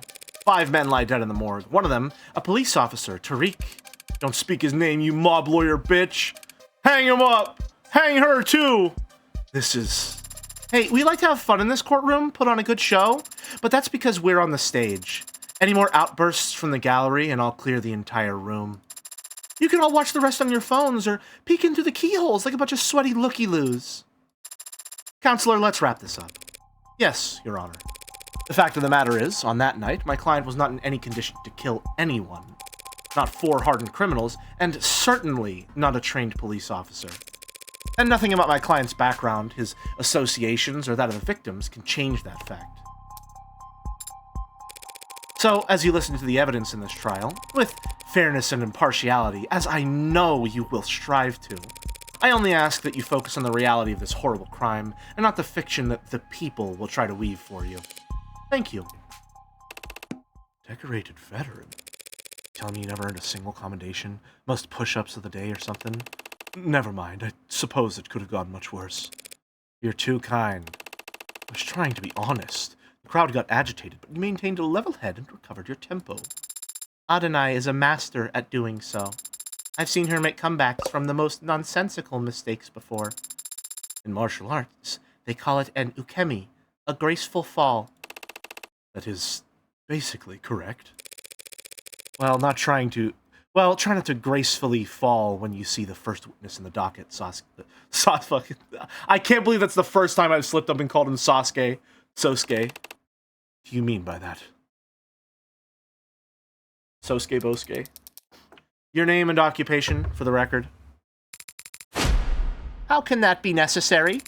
If some blathering idiot in the courtroom doesn't already know who I am, they don't deserve... I know, but would you consider it if only for the sake of ceremony? Ceremony. It's important and should be respected. Very well. I am Makoto Ikaria of House Ikaria. My occupation is that of student. Try not to look so smug about it when you blatantly lie. Right, of course. And your position with the Ikaria Financial Group? Is not salaried. Must I really declare it here? Hard to imagine why the noble house of Ikaria is getting audited. Sosuke, are you alright? Can he see us? He can see me, Rockford, and the adjutant. Witnesses tele-testifying don't really need much else. So he's safe. Yes, Sosuke, he's safe, like he was yesterday. Probably sitting right where I left him, or standing on a box. I think that's a nice little... that's a nice one. I think the hologram's giving him a boost so he can see over the stand. That's good. The boost to his height? That he's safe at home. I'm sorry that he can't see you, Sosuke. Don't be. After how horribly I failed him, I'd like you to speak a bit about the events of August 13th. About the last time you saw the defendant, Sosuke Ikaria. I'm here today, not physically, but here nonetheless, as a courtesy. That does not mean I will flap my gums like some sort of flapping gum puppet. Permission to treat the witness as hostile incoming. Emma Rockford raking a spoiled brat over the coals. This'll be almost worth the price of admission alone. I understand. It was a traumatic experience, I'm sure. Anyone of normal upbringing would barely be able to recall a single detail, let alone the day's full events. Normal upbringing? I should probably dismiss you so you can get back to your summer studies. Summer studies? Like some common... waif. Waif? That's quite the vocab pull. I didn't know they taught that in state basic. Oh my god! Holy shit. Basic. Was I mistaken? Listen well, Madam Rockford, as I demonstrate to you exactly how misguided you are about my powers of retention. Please do. Played like a damn fiddle. Why wasn't she mentioned during any of our trial preparations? There she is, the girl ever! February 13th. Assistant District Attorney. Likes art museums, which are fucking awesome. Amethysts, also good. Turn-based RPGs, you will not see the gates of heaven. Dislikes ballrooms, boardrooms, cliques. Favorite quote, flower in the mirror, moon on the water. Favorite subject, psychology. Exercises by, subject seemed to not hear the question. Adonai has only won against her once. So far, every hot streak starts somewhere. Hot streak. I really am going to prison, aren't I? Where shall I start? As far back as you can. A simple task. For the past year, members of the organization most commonly referred to as the Blue Blood Mafia have been making attempts on my life. Did you steal their lunch money or something? I am the primary beneficiary of my grandfather, Daisuke Ikaria's will. In common parlance, I am the sole heir to the Ikaria Financial Group. By so much lunch. The group you know as the Blue Bloods have been jealous of my family's financial foresight for decades. I am merely the most recent target for their impotent attempts to nip at our heels. And 2 days ago, on August 13th, how impotent was their attempt then? I was leaving a meeting held on the upper floors of Crane Tower. My security detail escorted me to the elevators, where we would then proceed down their canopy access floors. This was all planned out in advance? By my head of security, Sosuke Ikaria. But the elevator became stuck, with unnatural timing. When Sosuke pried the doors open, we saw that we were stuck between the 62nd and 61st floors. Pried open? With a tool? Leading the witness, Your Honor? He didn't need a tool to open the doors. His bare hands were more than sufficient. Help Sosuke out here, kid. We submitted to evidence the defendant's Akita Type 2 military-grade spinal mod, designed to enhance strength, endurance, and reflexes for high-intensity combat scenarios. Sorry, I turned into Video Joe for a second there. Maybe that's what Emma will be. Yes, sir! It is so admitted. What happened next? The decision was made that we would crawl out onto the 61st floor and head for the service elevators. Once Sosuke and I exited, the elevator started up. It was a trap. We had been cut off from the rest of my detail. You were isolated and defenseless. That must have been... Hardly defenseless. You really think my personal head of security wouldn't be armed? He had Yoru. Don't tell me. You named your sword? All great swords have names. Thank you, Sarah. Very well put. Let the record show that the witness has identified Exhibit B3 as belonging to the defendant. This sword was recovered by the police in a known blue blood den in the lower wards, found impaled into the body of Tariq Chopin. And forensics has shown that the only fingerprints on it are those of the defendant. Still time for you to disown it, Sosuke. You understand nothing about a swordsman's heart, Adonai. Once again, it is your paralegal that has the right of it. Perhaps she should be leading my defense. If this somehow turns into a fencing competition, I'll gladly defer to you two. So you, Sosuke, and Yoru were on the 61st floor together. What happened next? When we arrived at the service elevators, Sosuke called them, and then they made a chime. And I didn't clearly see much of what happened next, to tell the truth. Figures emerged from around the corners. They were aiming weapons at me. A red dot shone on my chest. And then Sosuke was there, and a needle was sticking out of his arm. Yoru glinted. Sosuke had drawn it in the blink of an eye. Something glanced off it and dropped to the floor. Sosuke almost feels like a natural part of the trio. I think the best Ace Attorney defendants always do. That is the ideal for when you have a defendant in an Ace Attorney case. It's really, really good. I saw a syringe at my feet. Yoru's sheath was thrust into my arms, pushing me back into the elevator, and I landed on my rear. That's clearly a key piece of testimony. Let's play it back 5 times. What matters is he pushed me back into the elevator with Yoru's sheath. How I landed is irrelevant and should be stricken from all public records. The only other thing I saw was Sosuke's back. He slammed his hand against the elevator control panel, and then the doors shut. That's the last time you saw the defendant. The decision was made that I should get on a VTOL as soon as possible, but much of my detail stayed behind to assess what had happened. Yes, they were very helpful to building security and recovering Exhibit 5C, this hypodermic needle gun. Okay. We've got... Well, okay, I should probably look at the gun. Needle gun. A needle gun and projectiles found at Crane Tower, where Makoto and Sosuke were ambushed. This model utilizes the same kind of projectile needles recovered from the room where Sosuke was held and interrogated. Fingerprints in the weapon match those of the victim, Creek. And Yoru.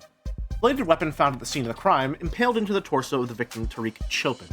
The steel is chipped at several points, especially the tip, identified by Makoto as Sosuke's personal sword, Yoru, taken, along with Sosuke, down to the lower wards following an ambush on Makoto. Also, we're gonna just real quick, hold on. Oh, I have enough. Okay, we're just gonna buy that real quick. But obviously, we need 80 to help us. We need her aid. What kind of bonehead would leave evidence like that behind? A bonehead in a rush, perhaps, Your Honor.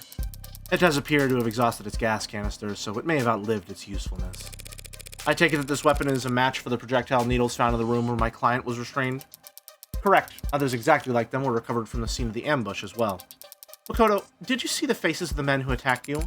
Ah, all too clearly. I can tell you every detail of their roughshod countenances. That sounds like a good bit of testimony. Hit it! Ooh. Needles, Yoru. A pineapple head-like man and a raincoat-clad hooligan came at us first. They aimed at me, but Sosuke got between us and blocked every shot. With Yoru, he could have closed the distance, but then a dark-eyed scoundrel approached from his right, and a man with a ridiculous pompadour took advantage of that distraction. I'll never forget the faces of those cowards. They tried to kill me. So whatever happened to them afterwards, I'm sure they deserved it. Makoto's pushing his talents for hyperbole on full display. I'll have to fact-check his description in order to get the ball rolling. Pineapple head-like man and raincoat-clad hooligan came first. They aimed at me, but Sosuke got between us and blocked every shot.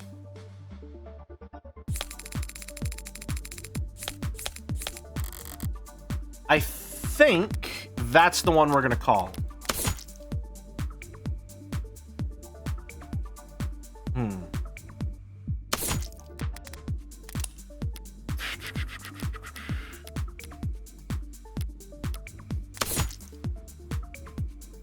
Remember, Sosuke is being held. The contest of the match of non-lethal substances.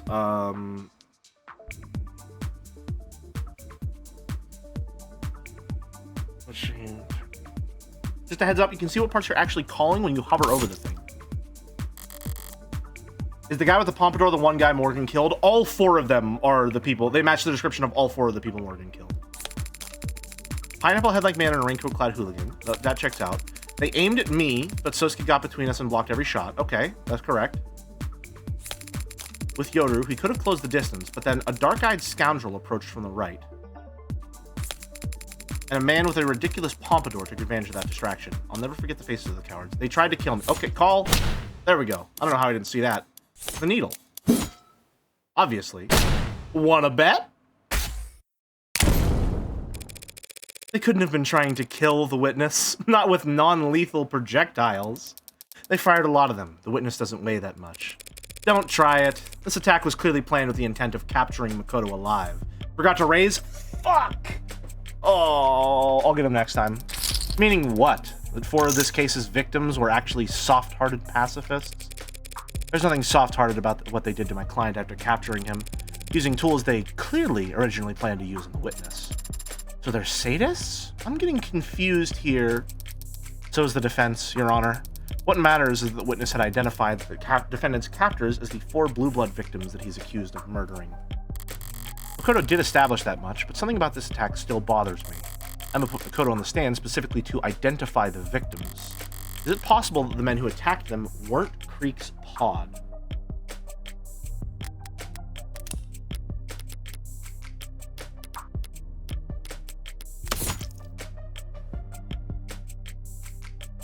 Fingerprints on the weapon match those of the victim Creek. Is it possible? So is it possible that the men who attacked them weren't Creek's pod?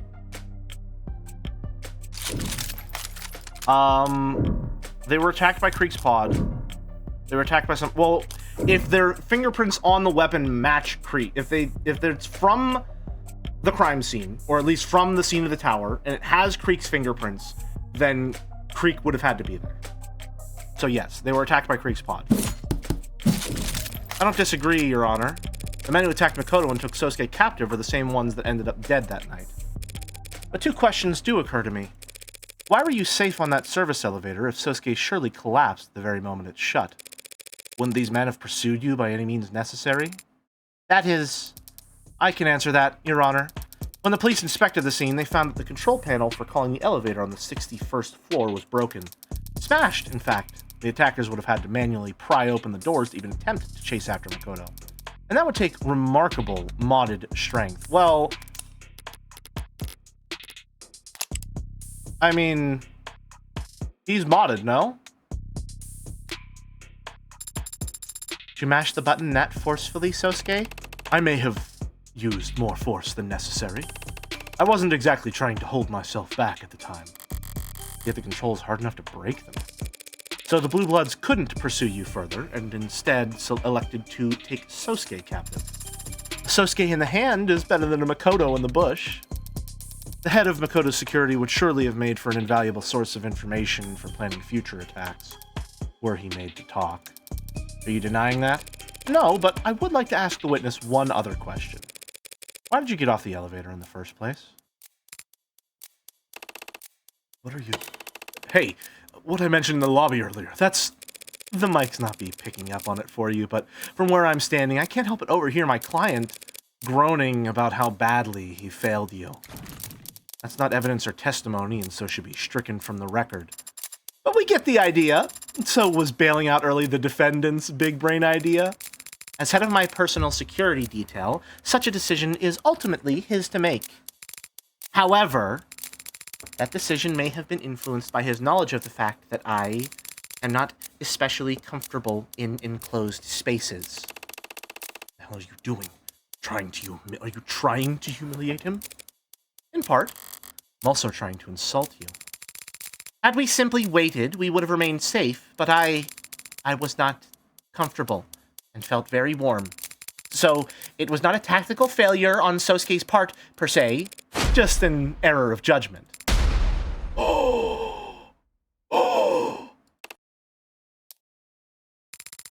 Counselor Morgan.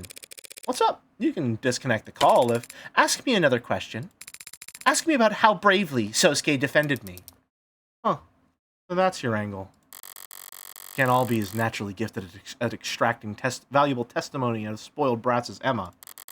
But I can follow her example. Insult their pride, and these Ikarias snap back as reliable as any knee-jerk reaction. And in Makoto's case, with infinitely less resistance than if I had simply asked him to testify. It's usually the lawyers who do the asking and the witnesses who do the answering. This is not very realistic. We ask that the witness testify for the court in more detail about exactly how valiantly Sasuke fought off those attackers. And I guess the people don't object, even though it seems super extra? No, the people don't object, Your Honor. Emma's playing passively. Either I'm onto something here, or I'm walking into a trap. Screw it. All in on the former. Needle guns, Sosuke med records, and needles. What's important with his medical records? Blood on the front of the body, numerous bones in the left hand broken from impacting a hard surface. That seems like it could be relevant. Light laceration found on left hand. Internal bleeding throughout the torso and skull. Okay, interesting. Sosuke was outnumbered from the beginning, and protecting me the whole time. It didn't matter that we were ambushed, or that the Blue Bloods had projectiles. Sosuke took up Yoru in both hands and swatted their needles out of the air like a graceful swatter. He fought off 4 attackers, and without sustaining a single injury. Okay. Mock him if you dare for being captured. But that's not a failure, by any general's definition of the word. What'd she say? Hearing Makoto describes Sosuke's heroism, it's almost more impressive the second time. Definitely fought without a care for himself. And there's evidence to show it. Call on that one? Oh, I can't raise. Okay. Or was the raise somewhere else in the UI and I just missed it? Unscathed is the last thing anyone would call my client after the events of that day. One look at his medical data will tell you that he was arrested. One look at his medical data from when he was arrested will tell you that much. What are you getting at, counselor? The defendant's injuries were sustained at the Blue Blood's den, not at Crane Tower. The police didn't even find one drop of blood anywhere near that service elevator. Well, that is a miracle. A bloodless ambush! But the fact that no blood was found makes it all the more painfully obvious what happened to that elevator panel. Elevator panel?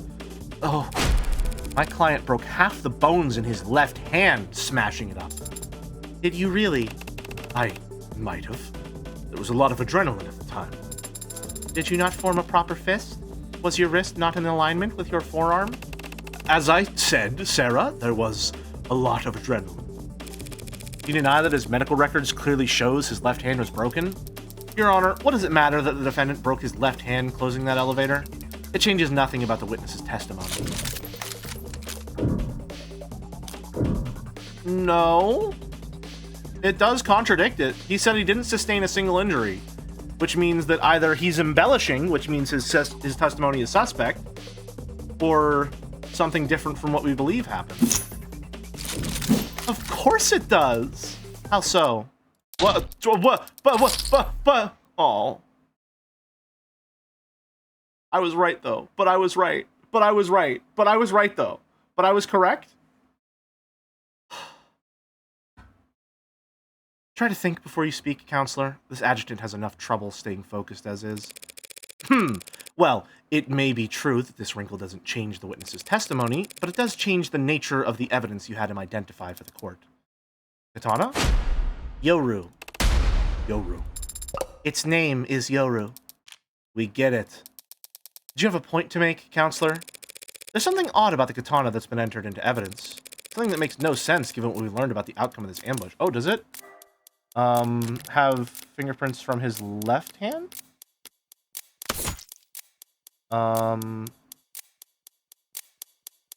Right hand of Sosuke. Okay. Fingerprints on the handle match the right hand of Sosuke. Oh, well, hold on a minute. Hold on. Wait, no. His left hand was shattered, so it makes sense that this has his right hand on it. The problem here wouldn't be with the sword, it would be with the magus, because it has ID from his left hand, which was shattered. There's no way he would have been able to shoot this. Something that makes no sense, given what we've learned about the outcome of this ambush. Namely, the sword's chipping blood prints? What? Hold on.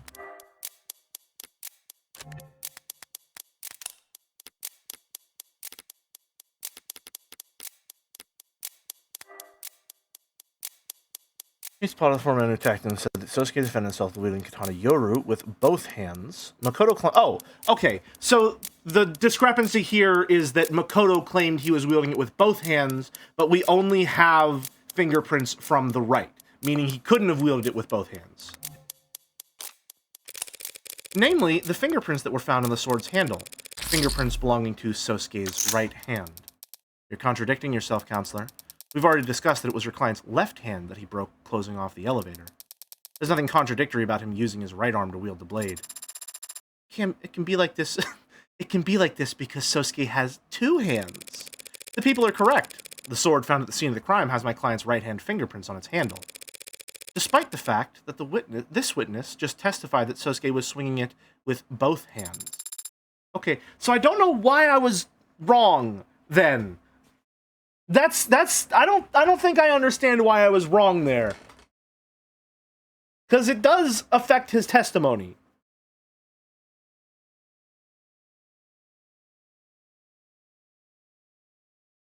Like a graceful swatter, specifically. Oh, yeah, he did say that! So did the little tyke misremember? It was a chaotic situation where he feared for his life. I think by changing the testimony, they mean just like the whole event type beat. Okay, that makes sense. Yeah. I hope they get a little better with it. Some of them, especially those, seem very ambiguous a lot of the time. I would like if they had better clarification whenever you hovered over the call or raise on those. I do like that it clarifies what statement you're making when you call or raise, but I still feel like the exact nature of that interaction is always a little obscure. The court should hardly expect him to have kept track of such an inconsequential detail. Have you already forgotten my magnanimous powers of recollection? Her tactics from earlier backfired. I'll have you know I can recite all my subordinates' birthdays down to the hour. Write them all down so I can calculate their moon signs later. Doesn't matter whether the witness is mistaken about Sosuke's grip, Your Honor, all the little pal. Because we have a much bigger issue to address. Why this sword has only my client's fingerprints on it. Makoto testifies that Sosuke wielded this katana in his defense, an act of bravery that ended with my client face down on the floor of Crane Tower. He later woke up, held captive in the lower wards. I'll state the obvious and say, while he was unconscious, he was moved. And so the sword, what we have in the record, must have also been handled by... Creek, naturally.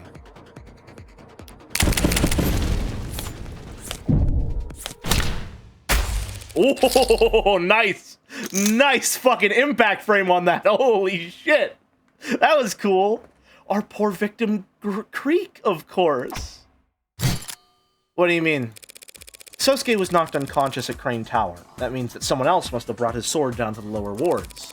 And the only people who had the opportunity to do so would have been his captors. You mean his victims. Withdrawn... saying it just to say it. Either voluntarily or in response to any objection sustained by a judge, attorneys may withdraw their comments. Officially, juries are to disregard any comments that have been withdrawn and should not take them into consideration when evaluating the evidence, witnesses, or charges laid before them. The defense is forgetting a fairly simple fact, Your Honor. There's more than one way to hold a sword. Oh, worm? In the case the defense needs it clarified, Creek could have simply held the sword by its scabbard.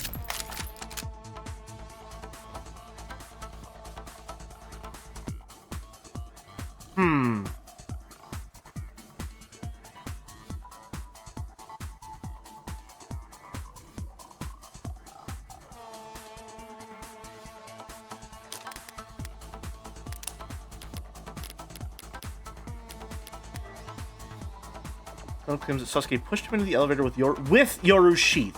Wait. Yeah, with Yoru's sheath. Well, okay. Does this mean that he used Yoru's sheath to push him, or that he was pushed into the elevator alongside Yoru's sheath? I think that's what that's saying.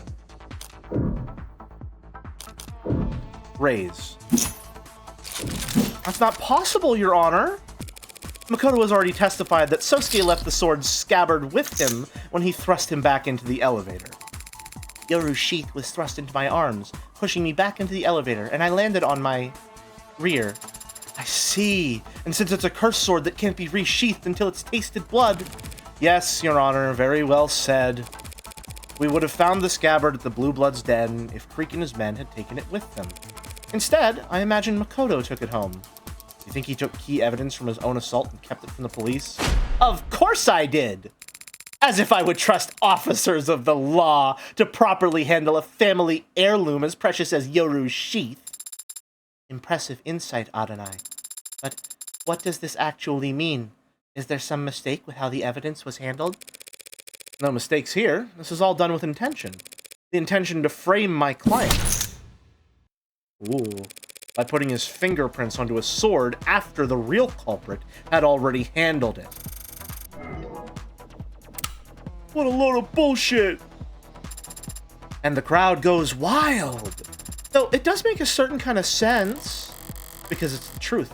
I did wipe that katana's handle down after removing it from Trey's throat. Sosuke just happened to be foolish enough to pick it up himself afterwards. It's frustrating, having to keep all my best cards up my sleeve this time around. Look on Emma's face when I do get to toss them out is... Oh! The people are more than ready to counter, if it pleases the court. Oh shit! Oh shit! New music? The fucking harpsichord goes crazy! I believe this is by Lena... Yep, by Lena Rain, the one and only! Fuck yeah! Oh. The defense has made an admirable effort to barrel ahead with this theory. Admirable, but predictable. With a foundation this week, charging ahead and hoping the court won't notice is the only option. Let us speak to the facts. This Creek character led a targeted ambush on the heir to House Acadia, knowing he'd be guarded by a full security team.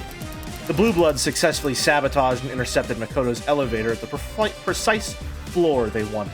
Hey, just jumped in the stream about 20 minutes ago, digging it. I'm already sad to give it a lesser note when playing it by myself because of the absence of your magnificent voice acting. Could you just explain to me why this judge is some sort of AI is so funky, so out of place sometimes? I like it, but I'd like a bit of context. Okay, so if I'm remembering correctly from the last case, there are 84 different personalities of adjutant that are cycled through this one body who presides over the court. And it's either, like, this is just a fucking weird one, and that's her deal. It's just, one of the 84 is just a fucking freak, or there's some scrambling going on with the personalities a little bit. She's just funky like that. Also, AIs are elite. Yes, that's true. Meaning they knew exactly where he'd be and when. And they brought with them drugs capable of disabling a veteran with military-grade mods. Planning and attention to detail may be foreign concepts to the defense, but they should at least be able to recognize them. So, is the defense seriously suggesting that after all that preparation, Creek's pod wouldn't bother to wear gloves? I'm glad you asked so nicely. As a matter of fact, they didn't, Emma, because the needle gun has Creek's fingerprints all over it. Ahem! Wanna bet? We don't need to speculate about whether they wore gloves or not. Not when we have Creek's fingerprints on a weapon recovered from the crime scene. That is a pretty good point, actually. Guess these guys were sloppier than we thought. Those blackguards were barefaced when they attacked us. Idiots. As if there wouldn't be repercussions for their actions. The least they could have done was disguise themselves. Strike that from the record, Your Honor, along with any future comments that suggest the Acadia would want revenge against these victims. I was only speaking a plain truth. Creek was their leader, correct? If even Creek wasn't wearing gloves, it's hard to imagine that none of them got their prints onto Yoru. Unless that sword was indeed wiped down at some point afterwards. Like right around the time the true culprit was looking for Sosuke to take the fall. It's a spicy theory. It's just that, Your Honor, a theory. A far-fetched, unstable theory that stacks presuppositions upon each other. Like a flapjack chef substituting quantity for quality. I'll rephrase. This inconsistency is easily answered without jumping through the defense's absurdly arranged hoops. That's a little better. We already know that the Blue Bloods had successfully taken down Acadia's head of security. And we already know that they went out of their way to take the defendant captive despite him not being their original target. Furthermore, as the defense has belabored, we know that they decided to take a useless piece of steel with them from the scene of their crime. Useless? We ask why, the answer is obvious. Because orcas are superstitious and immature. They wanted a trophy, and what is there to do with a trophy, other than polish it? Cloth from Creek's desk! Knew she flagged it in the arc for some reason, but she thought this many steps ahead? The defense is correct. The sword was wiped down before Sosuke took it up as his murder weapon. By the very same victims he'd go on to claim with it. That is a logical explanation. Damn it! How do we respond to that, Adonai? We check. We don't. I can't. It makes perfect sense. So does that mean she's described what actually happened? Not at all. I wiped off the sword myself because my prints were on it. Same as I'd wiped my prints off every other. Right. If I can't find fault with Emma's conclusion, I need to find fault with the logic that led her there. I see. And how do you do that? By adjusting my aim. As the people say, Your Honor, no one's fingerprints but my client's are on the murder weapon. That only makes sense if he's guilty or being framed. Okay, if this is going where it is, where I'm gonna replace Yoru with the gun, and aim is meant to be a little clue of the fact that you're supposed to use the gun, that's fucking brilliant writing. Please let that be it. Because his captors had valid reasons for wiping off the sword. It's true. They did have good reasons to wipe off the sword. Or, did I misread one? And there's no evidence to suggest that he's been framed because his captors had valid reasons for wiping off the sword. That's true. They did have a good reason to wipe off the sword. But that's not the murder weapon I'm referring to. Yep, let's fucking go! All in, baby! Give me that magus! Left-hand prince with a shattered lefty! The gun is the murder weapon I'm referring to. What? The police are confident this magus is the gun that was used to kill Tankson Creek. And your client was arrested with it on his person. And it has your client's prints on it. But it was owned by Tanks. The record shows that Sosuke's are the only fingerprints on that doohickey. So that means this Tanks guy has never laid a finger on his own gun? It's entirely possible that Tanks simply liked to polish his gun too. Phrasing. So he was polishing it right up until the moment his captor grabbed it and used it against him? More phrasing? Was it before or after his internal bleeding that my client took the gun off Tanks without him even laying a finger on it first? Before or after being tortured that he got the gun with no struggle? Could have just wrestled over the gun while it was out of reach. Tanks had no injuries besides the hole in his chest. How to get into a struggle and not get so much as a scratch? Likelihood of that scenario would seem to come down to the order in which each individual died, no? Yes, Your Honor. Then perhaps we ought to hear some more detailed testimony about that. Of course. The defense has no more questions for this witness, Your Honor. We won't object, or we don't object. Hold on. What are you saying? Okie dokie then, closing the connection. I said, wait, is Sosuke... Makoto seemed to be in good spirits, wouldn't you say? Yeah, he was his usual irreproachable self. How can you find something about that to be depressed over? I'm ashamed that he testified at all. His appearance here runs the risk of sullying the house's visage with my mistakes. Well, he couldn't exactly slit the subpoena by claiming he had homework to do.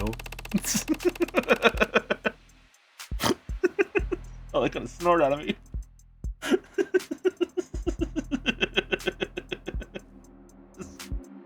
So much fucking bullying of this child. You of all people should understand that the house doesn't have to appear in court if it truly doesn't want to. A fine levied on your accounts is always preferable to a smudge staining your reputation. But he did testify. Yes, and he no doubt went directly against one or more family elders to do so. Should not be incurring debts for my sake. So he put himself at a disadvantage for you. Do you think Makoto would want you to apologize? Or do you think he'd want you to thank him?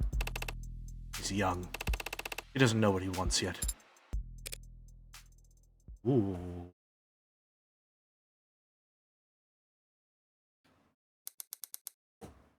Oh, hell yeah, she's back. Yumi Sato, medical examiner. Yumi. Sarah. Dr. Sato, we're very grateful for your work sorting through the large number of reports related to this case. I don't remember what voice I did for her. We're just going to wing it, of course. Fucking love the weird-ass robot arm. March 3rd, 173 centimeters, no weight listed, O-, medical examiner. Likes brushed metal, grilled fish, cardamom.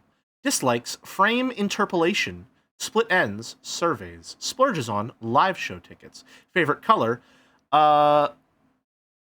Talcyanine green G. Coat, very easy to sanitize.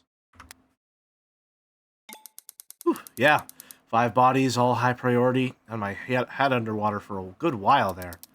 We'd prefer not to tax you with repeating every grisly detail, but if you could, would you please walk the court through the time of death for each victim and the manner in which they were determined? Right. We're on the top. Anchor Tan, aka Tanks, had a mishmash of street legal and chop shop mods along his forearms. None of them were particularly up to date, but they were all working, and they did monitor his heart rate. Tank's heart stopped at 9:44 p.m. Cause of death was...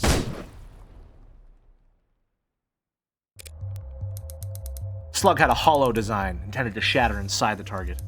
There's no mistaking that he was killed by his own gun, the Magus, from a distance of 1 to 2 meters. Next up is Sungmin Trey Trench. He also had relatively low end mods installed, and they showed his heart stopping at 9:45 p.m. He died from exsanguination, blood loss resulting from a laceration across his neck by a sharp metal blade. He died second, huh?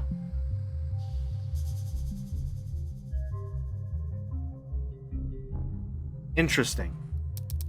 That wasn't the only injury his body sustained, though, was it? No, it was not. Posthumously, his skull saw no evil.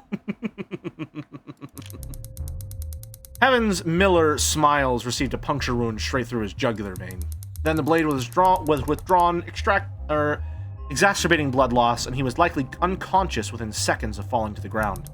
Miller had mods, but had evidently gone to great lengths to remove all monitoring tech from them. And he was not found with any electronics on his person.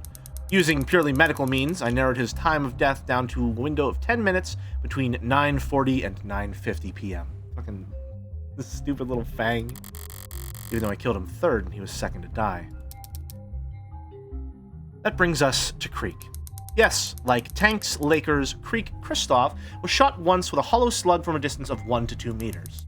However, the slug penetrated just beneath their solar plexus and failed to completely shatter when it impacted a low-end spinal brace mod. As a result, Creek didn't die immediately. It is my medical opinion that Creek would have slowly bled out over the course of about 5 minutes. Their mod did not have biomonitoring capabilities. So, like with Miller, I've done what I can to narrow down the time of death to a 10-minute window between 9:40 and 9:50 p.m. He was barely modded. He stayed conscious the whole time anyway. Ooh. Interesting. Interesting reaction. I just want to clear up those evidence things. I remember I can right-click. There we go. But we do have one other context clue to work with. This datapad was found very close to Creek's body, and technicians confirmed that it requires Creek's fingerprints for most functions. That means it's unlikely anyone else would have been able to manipulate it. And we found that the last action taken on it was an attempted dart card transaction that failed at 9:44 p.m. What would cause a dart card transaction to fail? Either they hit cancel, or the card itself was jostled, interrupting the scan. As if the datapad was suddenly dropped. Speculation? How much qualification does one need to understand that card readers can be finicky, Your Honor? True enough! Chip, swipe, pin, tap. Just let me buy the damn balloon animal, you clown! So, taking that digital evidence into account, Freak must have been shot at the exact same time as Tanks. Thank you. There's one more body you examined for this case, yes? Officer Tariq Chopin. I don't need to determine his time of death. As a patrol officer, he had a standard suite of police-issued biomonitors. So we know that Chopin's heart stopped at 10:14:04 p.m., triggering an automatic 10,999 alert. Officer down. Letting up that crime scene like a firecracker and ensuring every cop in the city would come running. Royally pissed and safety's off. Chopin was impaled through his back with a long, thin blade. It severed his aorta, and as a result, he died instantly. To summarize, then, Sumari. We can conclude that Tanks' gun was taken from him before 9:44 p.m. He and Creek were then shot with it. Their attacker, out of ammunition, took up a sword and stabbed Miller in the throat, before slicing into Trey's neck. This individual then proceeded to posthumously crush Trey's skull by striking it so hard that they shattered a baseball bat, as Creek bled to death on the other side of the room. Finally, when Officer Chopin entered the scene, they stabbed him in the back, before finally being apprehended by Officer Rogers. That's all correct as far as we understand it. So now Rockford's put together a timeline. It's probably helpful for the jury, putting it all in chronological order. But have we actually learned anything new about the culprit's actions? We have. Emma brought her on the stand to establish the culprits. Methodology, starting time, starting position.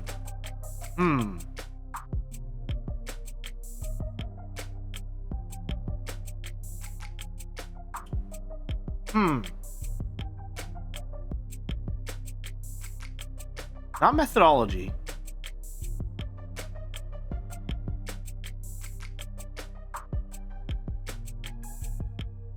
It would have to be starting time then. Right?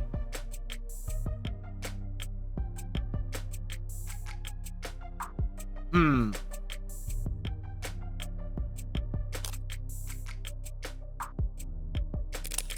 you want to establish the starting time of all the murders?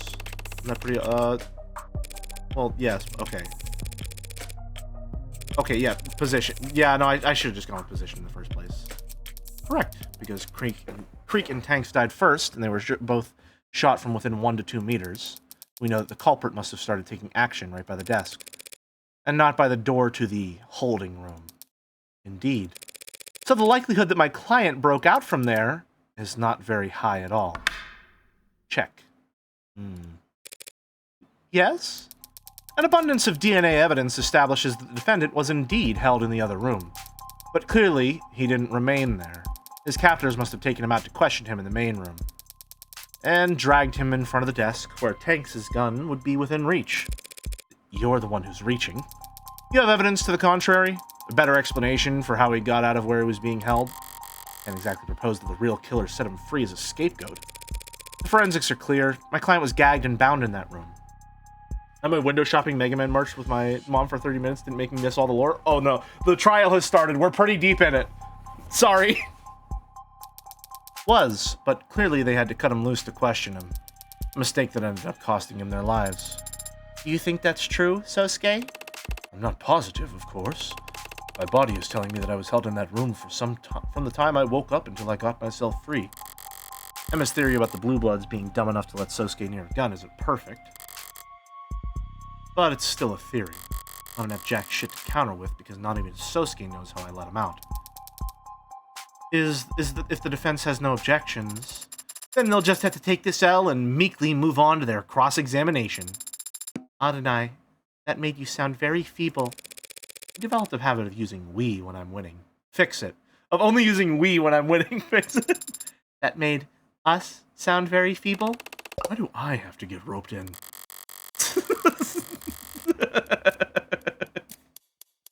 Emma's already established a timeline and an order of events. I could pick at the details, but she's close enough to tell the truth. She's close enough to the truth already. They're taking a break soon. I'm hungry. We're coming up on 4 hours. I'm probably only going to stream until the next, good breakpoint in the narrative, assumedly at the end of today's case. Or today's trial, rather. I know the truth firsthand about every death except Chopin. In his case, Emma and I are on even footing. But what's my advantage? Do I know what that everyone else is mistaken about? Do I know what? Oh, what do I know? What do I know that everyone else is mistaken about?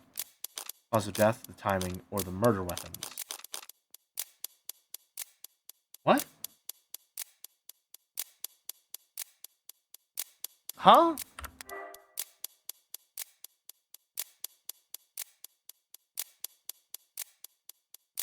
Oh, right, yeah. Well, also the order of their deaths is wrong. So it could be timing or murder weapons. I'm gonna go with murder weapons because she knows that's wrong. She knows 100% for a fact, the sword was only used to kill Trey. She did not kill Miller with the sword. It was with the knife.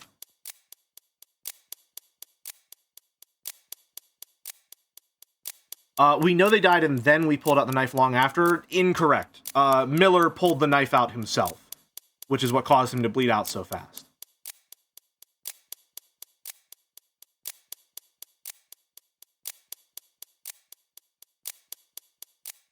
I think it would have to be murder weapons. We left the knife in one of them. The knife was stuck in his death grip. Miller took the knife out himself. It was stuck in a death grip. We planted the knife on Sosuke, 1, so that he could cut himself out, but 2, so that he could, so that he would be framed, obviously. We don't know where the knife is.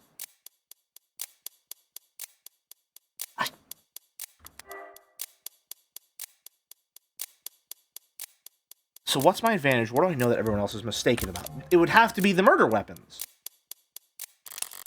Right, the murder weapons. Everyone thinks Miller was stabbed in the neck by the katana. I'm the only one who knows my knife was there. There's got to be a way I can use that information to my advantage here, without revealing that I have it, or how I got it. I'm walking a razor's edge here. At least it's thematically appropriate. The defense is ready to begin our cross-examination, Your Honor. Oh, fuck, it's blackjack. Okay, I hope they've improved this minigame, because I really didn't like it in Episode 1. Dr. Sato, you were asked to examine all 5 bodies. Did you visit the crime scene? It's fine they made it better, a lot better. I did not. Have not. Photos and other arcs were provided to me, to aid in my examination. Surely the defense isn't objecting to a little virtual work? Of course not! After all, had anything been added or removed from the crime scenes, the arcs would show it. There's no fooling it once it's been set up.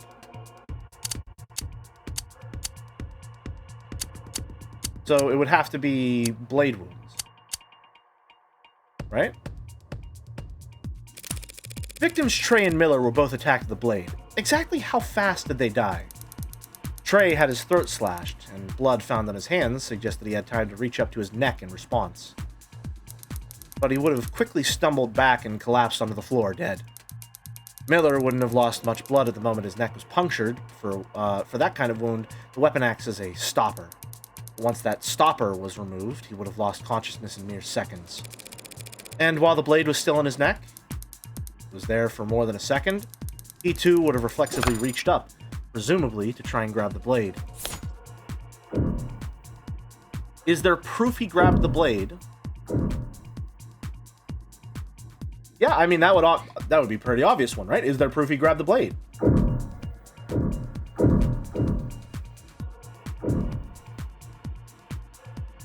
Okay, am I asking that as a means to know? Well, I know there's not.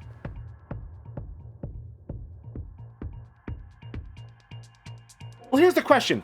I'm asking that knowing there isn't. Is that because I'm trying to catch her on something? Or is that me being stupid and being like, oh, is it possible there's blood on the blade? Or is it possible there's prints on the blade? And it's gonna be like, no, you know that, dummy.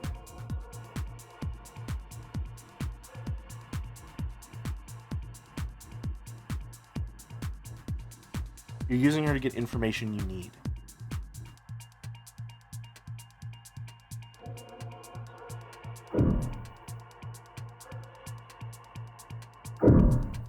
Stay on that one.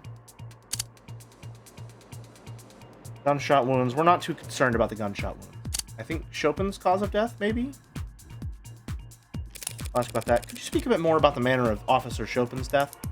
Well, to reiterate, his body was found with the katana stuck through his back. It punctured his heart, killing him. There was massive blood loss at the scene. At least in part because the wound in question was agitated, I suppose I'd say. What does agitated mean? Okay, well, we know the answer to that one. Agitated means that they twisted the blade. Stabbed it through and it got stuck on the floor below. We know that one. I don't know how asking about the gunshot wounds is going to do anything for us. So I think it's blade wounds and then I press.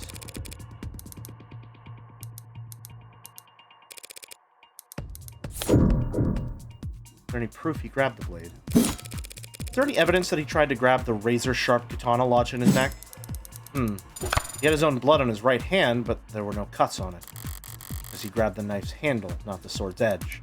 So it stands to reason that the blade was withdrawn very quickly. By the time his hands reached up to his neck, it must have been gone.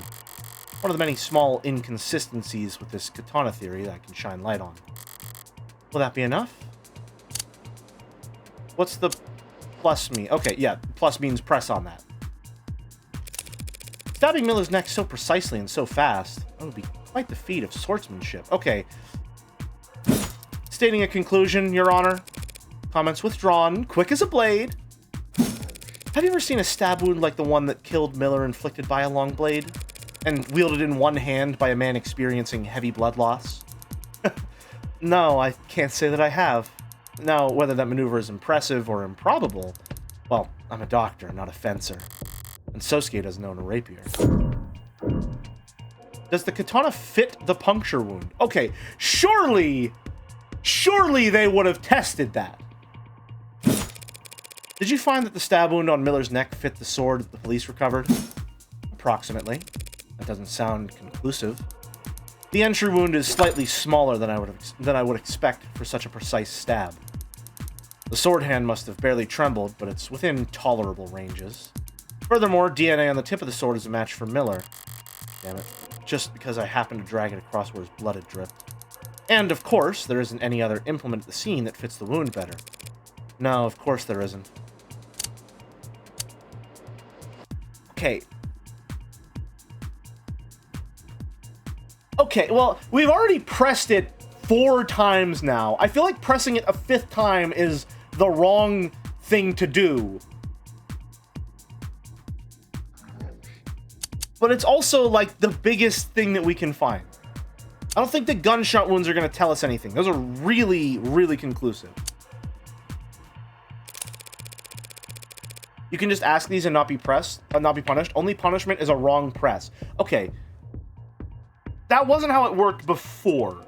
Because before, just asking some of the questions would give you cards. And sometimes it would give you a 10 and you'd immediately bust. Stabbing Miller's neck so okay. Yeah, no, okay, we already did this one. Stay on that one. So I would have to ask about the gunshot wounds then.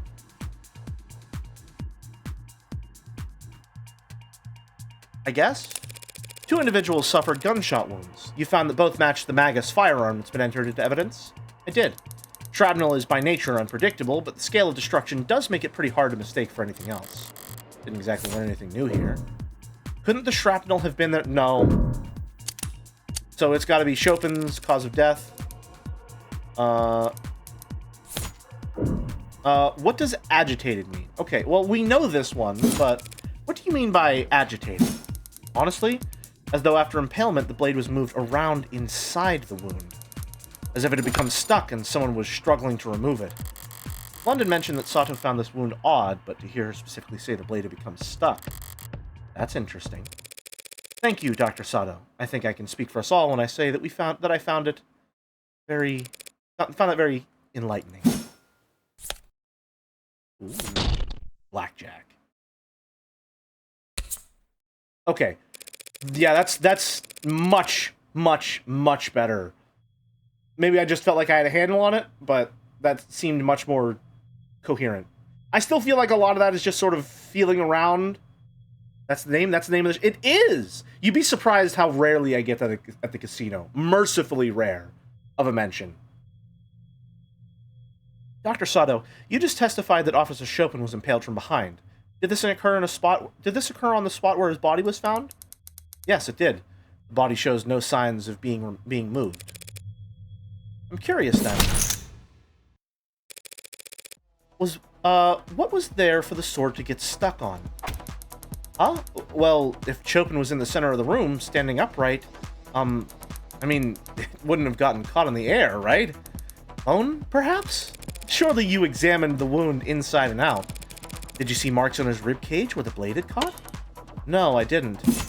Then it stands to reason that the blade didn't get caught on anything inside it's all italicized, so I was reading it. Anything inside Mr. Chopin. Got caught on the floor. Pardon? You need to take a greater advantage of the arcs, Counselor Morgan. Learn to flip things on their head. Entire rooms, if need be. If you had, then you'd see there's a clear indentation in the floor that lines up perfectly with Mr. Chopin's wound. How did you think the tip of the sword got chipped? Think the sword got stuck in the floor? That's what the facts are saying. Do you disagree? Okay. I don't disagree, but then what's the explanation here? He ran him through the back and then pinned him to the floor? Why would he stab the sword into the floor after stabbing the man? The sword could have gotten stuck on the floor. I don't necessarily disagree, no. If Chopin were impaled, then fell face first. Makes perfect sense for the sword to get caught on the floor as he collapsed on top of it. I don't agree with that. So we can conclude that after being impaled, Chopin fell over with the sword still in his torso, driving the sword into the ground. Then his attacker aggravated the wound by trying to retrieve the sword from his corpse. I feel like it's more likely that the sword would get pushed out of his back than it would get driven into the floor. Does that sound right? What? Are you asking me? Sort of, asking the room, I guess. Well, I believe I can answer. What you're describing makes sense, Dr. Sato, but only up until we consider again the fingerprints in the sword handle. If my client really did impale Tariq Chopin and get his sword stuck doing so, why would he try to retrieve it with only one hand? Because he had to retrieve it with one hand. You yourself already elucidated that the defendant's left hand was broken when he destroyed the elevator plane in Crane Tower. His left hand was too damaged for him to even grip a sword? That doesn't square with this piece of evidence. The gun, obviously.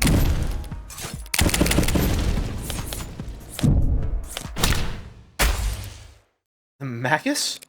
How could my client's left hand be too damaged to grip his sword, and yet also capable of gripping the magus? That oddity is hardly impossible to explain. We've already determined that the magus was fired twice before the sword was used at all. Firing such a weapon with a broken hand surely rendered his left useless. Useless? It is difficult to wield a sword with a damaged hand, isn't it, Sosuke? Historically, even the loss of a pinky on your non-dominant hand was considered enough to render you relatively defenseless. Is that why Yakuza would offer to cut off fingers as recompense for offenses? That's right, Sarah. In fact, cut the chatter and save the history lesson. He had to pull the sword loose with one hand because his left was useless? Looking at all the forensic pulled from the katana, that's... Your Honor, the people claim that my client had to use one hand to retrieve his sword because his other hand was disabled. But does the evidence actually suggest that? What do you mean? Forensics performed on the katana found my client's right hand fingerprints on the handle. But what grip are the prints a match for? Let me just give it a quick think here as I meticulously analyze the position of each finger. A normal grip. The grip is normal. You mean to say that the thumb is facing towards the blade, Your Honor? Well, yeah, but isn't it easier to just say he held it like normal? If my client only held the sword with his right hand normally, Your Honor, that would mean he held the handle like that even as he tried to jostle the blade free from the floor it was impaled in. Which is far from impossible. But if, Your Honor, the court has questions about exactly how the defendant was positioned when he was found standing above Officer Chopin's corpse, I believe the people's next witness will be able to answer all of them. That can only mean it's finally time to face off with the arresting officer. Chopin's partner. Very well. Then let us summon to the stand. Null name not found. What? What? Is that a family or given name? What? Yeah, got one big old error here, and it's a classic. Witness not found. Literally. He ain't here. What? He's had hours to get here. What the hell could he possibly be? Our star witness is a no-show. Is this good news or bad news? Like hitting the jackpot on the world's sketchiest slot machine. Feels good, but you get the feeling that the staff is going to make you pay for it. Idiotic. Pay for it when? Fine. I'll finish it myself. Right about now. Perhaps it's for the best, then, Your Honor. We can save the court the trouble by wrapping up things here and now. The facts are simple. The defense has failed to refute them. Thus, the people call for summary judgment. Ready? The defendant is the only one with his prints on the gun. He is the only one with his prints on the katana. His own employer testified to the court that he was attacked and captured by 4 of the 5 victims. He was found and arrested standing over the body of a dead cop. Or 2 more officers arrived and secured the scene. It must be Reyes in London she's referring to. As the only living person left at the scene of the crime, there was no one else who could have committed these murders. She's on a tear. I'd be lying if I said it wasn't entertaining. It's only because she's on tilt. She's thrown off by a witness plate and it's caused her to overstep. She just fired up a lot of claims in quick succession. Which is the weakest one? Where do I counterattack? Murder weapon? Only suspect.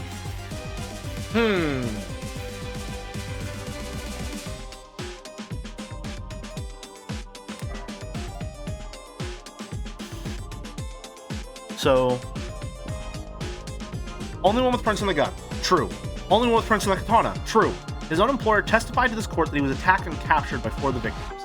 That's true. I don't know how that's necessarily relevant to the argument being made. He was found and arrested standing over the body of a dead cop. Oh, yeah, well, no. Hold on. Police testimony is in question. He didn't have his body cam on. We can't say that for sure. Police testimony she's made reference to hasn't been presented to the court yet. But it's not as if Rogers could be lying about arresting Sosuke. That's... I mean... We're all standing here because... Okay, well...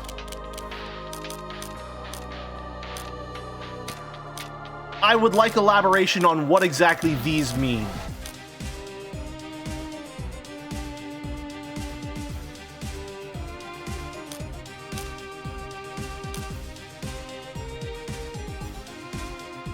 Let's say only suspect. She just claimed that Sosuke is the only one who could have committed these murders. She can't possibly prove that. She can't prove that there wasn't anyone else there that night because I actually was. Okay, well, when you put it like that, I feel a little stupid. Yeah. And unlike her, I can prove the possibility of another party being present without having to reveal their identity.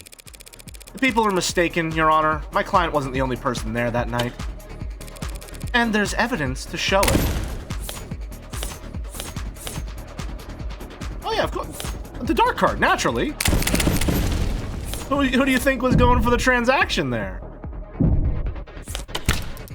What is that? The dark card found lodged in Creek's datapad? That's right! The perfect payment option when neither you nor the business you frequent like attaching names to faces. We've already discussed that within moments of Creek's death, a transaction was being attempted on his datapad. A transaction made using this dark card, but whatever for? Perhaps some of the handful of illicit substances that were found at the scene of the crime. Oh crap, yeah, almost forgot. These guys were drug dealers! And drug dealers get customers, Your Honor. Customers that can be very temperamental when things go south. You trying to suggest that these killings were the result of a drug deal gone wrong? I mean, they sort of were. A drug deal made in person at a blue blood stronghold. Dark cards require a passkey and a fingerprint. The card would be useless if the owner wasn't physically present for the transaction. A transaction that might be abruptly cancelled if tensions boiled over. A potential buyer would likely have been across the desk from Creek. The same spot in the room that we've established, the killer must have started their rampage. Cute idea, counselor, but there's no meat to it. We know that Creek was using that datapad before he died, and we know that the dark card was processing a transaction at the time. But for some reason, you've made the assumption that he was selling, when the simplest explanation is that he was buying, using the dark card that he owned. The dark card belonged to Creek. How will you respond? I don't need to respond with evidence. I just need to point out the flawed evidence she's constructed her argument upon. Creek's datapad found on Creek's desk. Creek's Chopin's fingerprints. Aborted dark card transaction. Unstuck in datapad. Whitefall prints known only to rich criminals.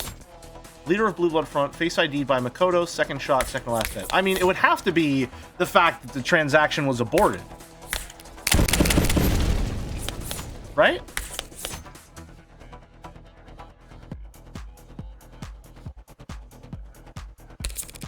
You really think that the datapad found at the scene belonged to Creek? Well, I don't know about that. That's not... Technicians confirmed that it was keyed to his fingerprints, so yes, I do. Okay, that's not at all where I was planning on going with that. That's not even close to where I thought that would be going.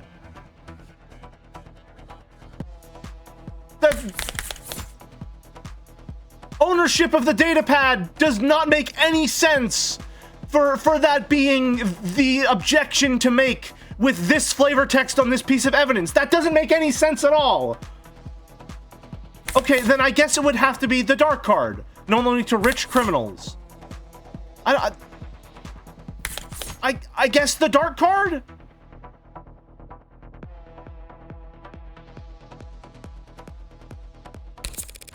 Characterization, Your Honor. The people are claiming that the dark card and the evidence record belong to the victim, Creek, despite the fact that it has no fingerprints on it either. Oh? Oh shit! We've got our own theme? Let's fucking go! What? Reading the card explains the card?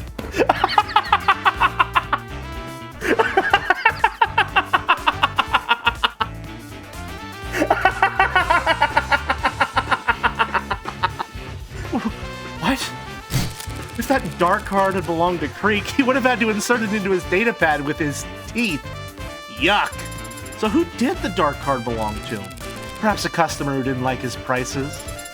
A disgruntled customer could have wiped their prints off the card to hide the fact that they were ever there.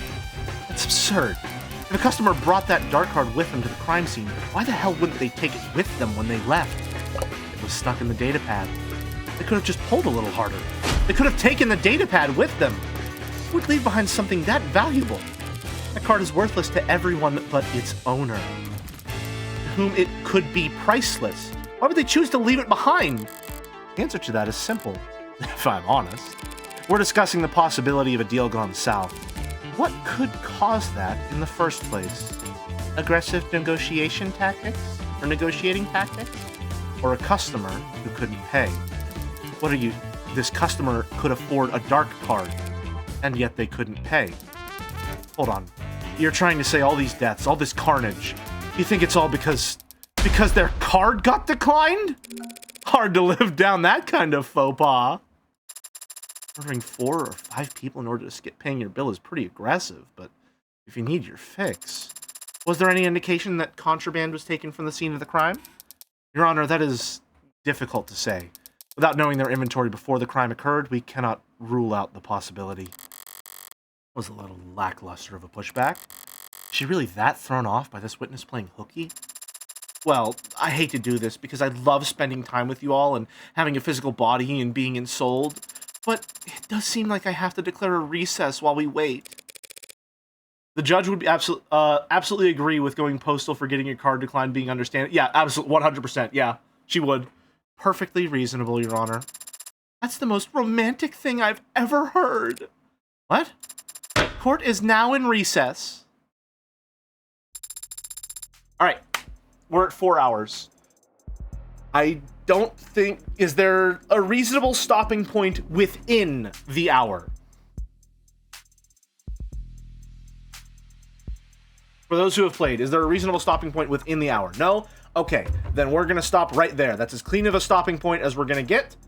How much time would you say is left in the game? Do we have... I'm thinking it might end up being a 4-streamer at this pace, unfortunately. Not necessarily unfortunately. The end of the trial is within the hour, I think. Oh, really? Huh. You are roughly not quite halfway. Okay. Well, we had 2 short streams. I'll probably just go long tomorrow.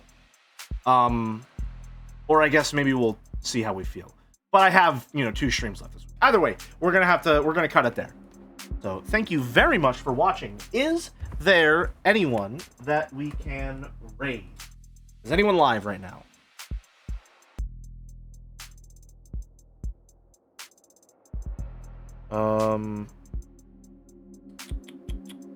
See.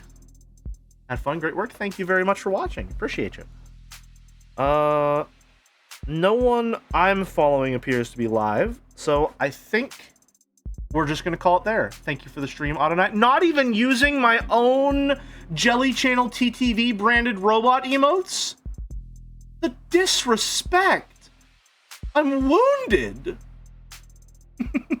Alright, we're gonna cut it without a raid then. Alrighty. Have a good one, folks. I'll see you tomorrow. Until next time, bye-bye.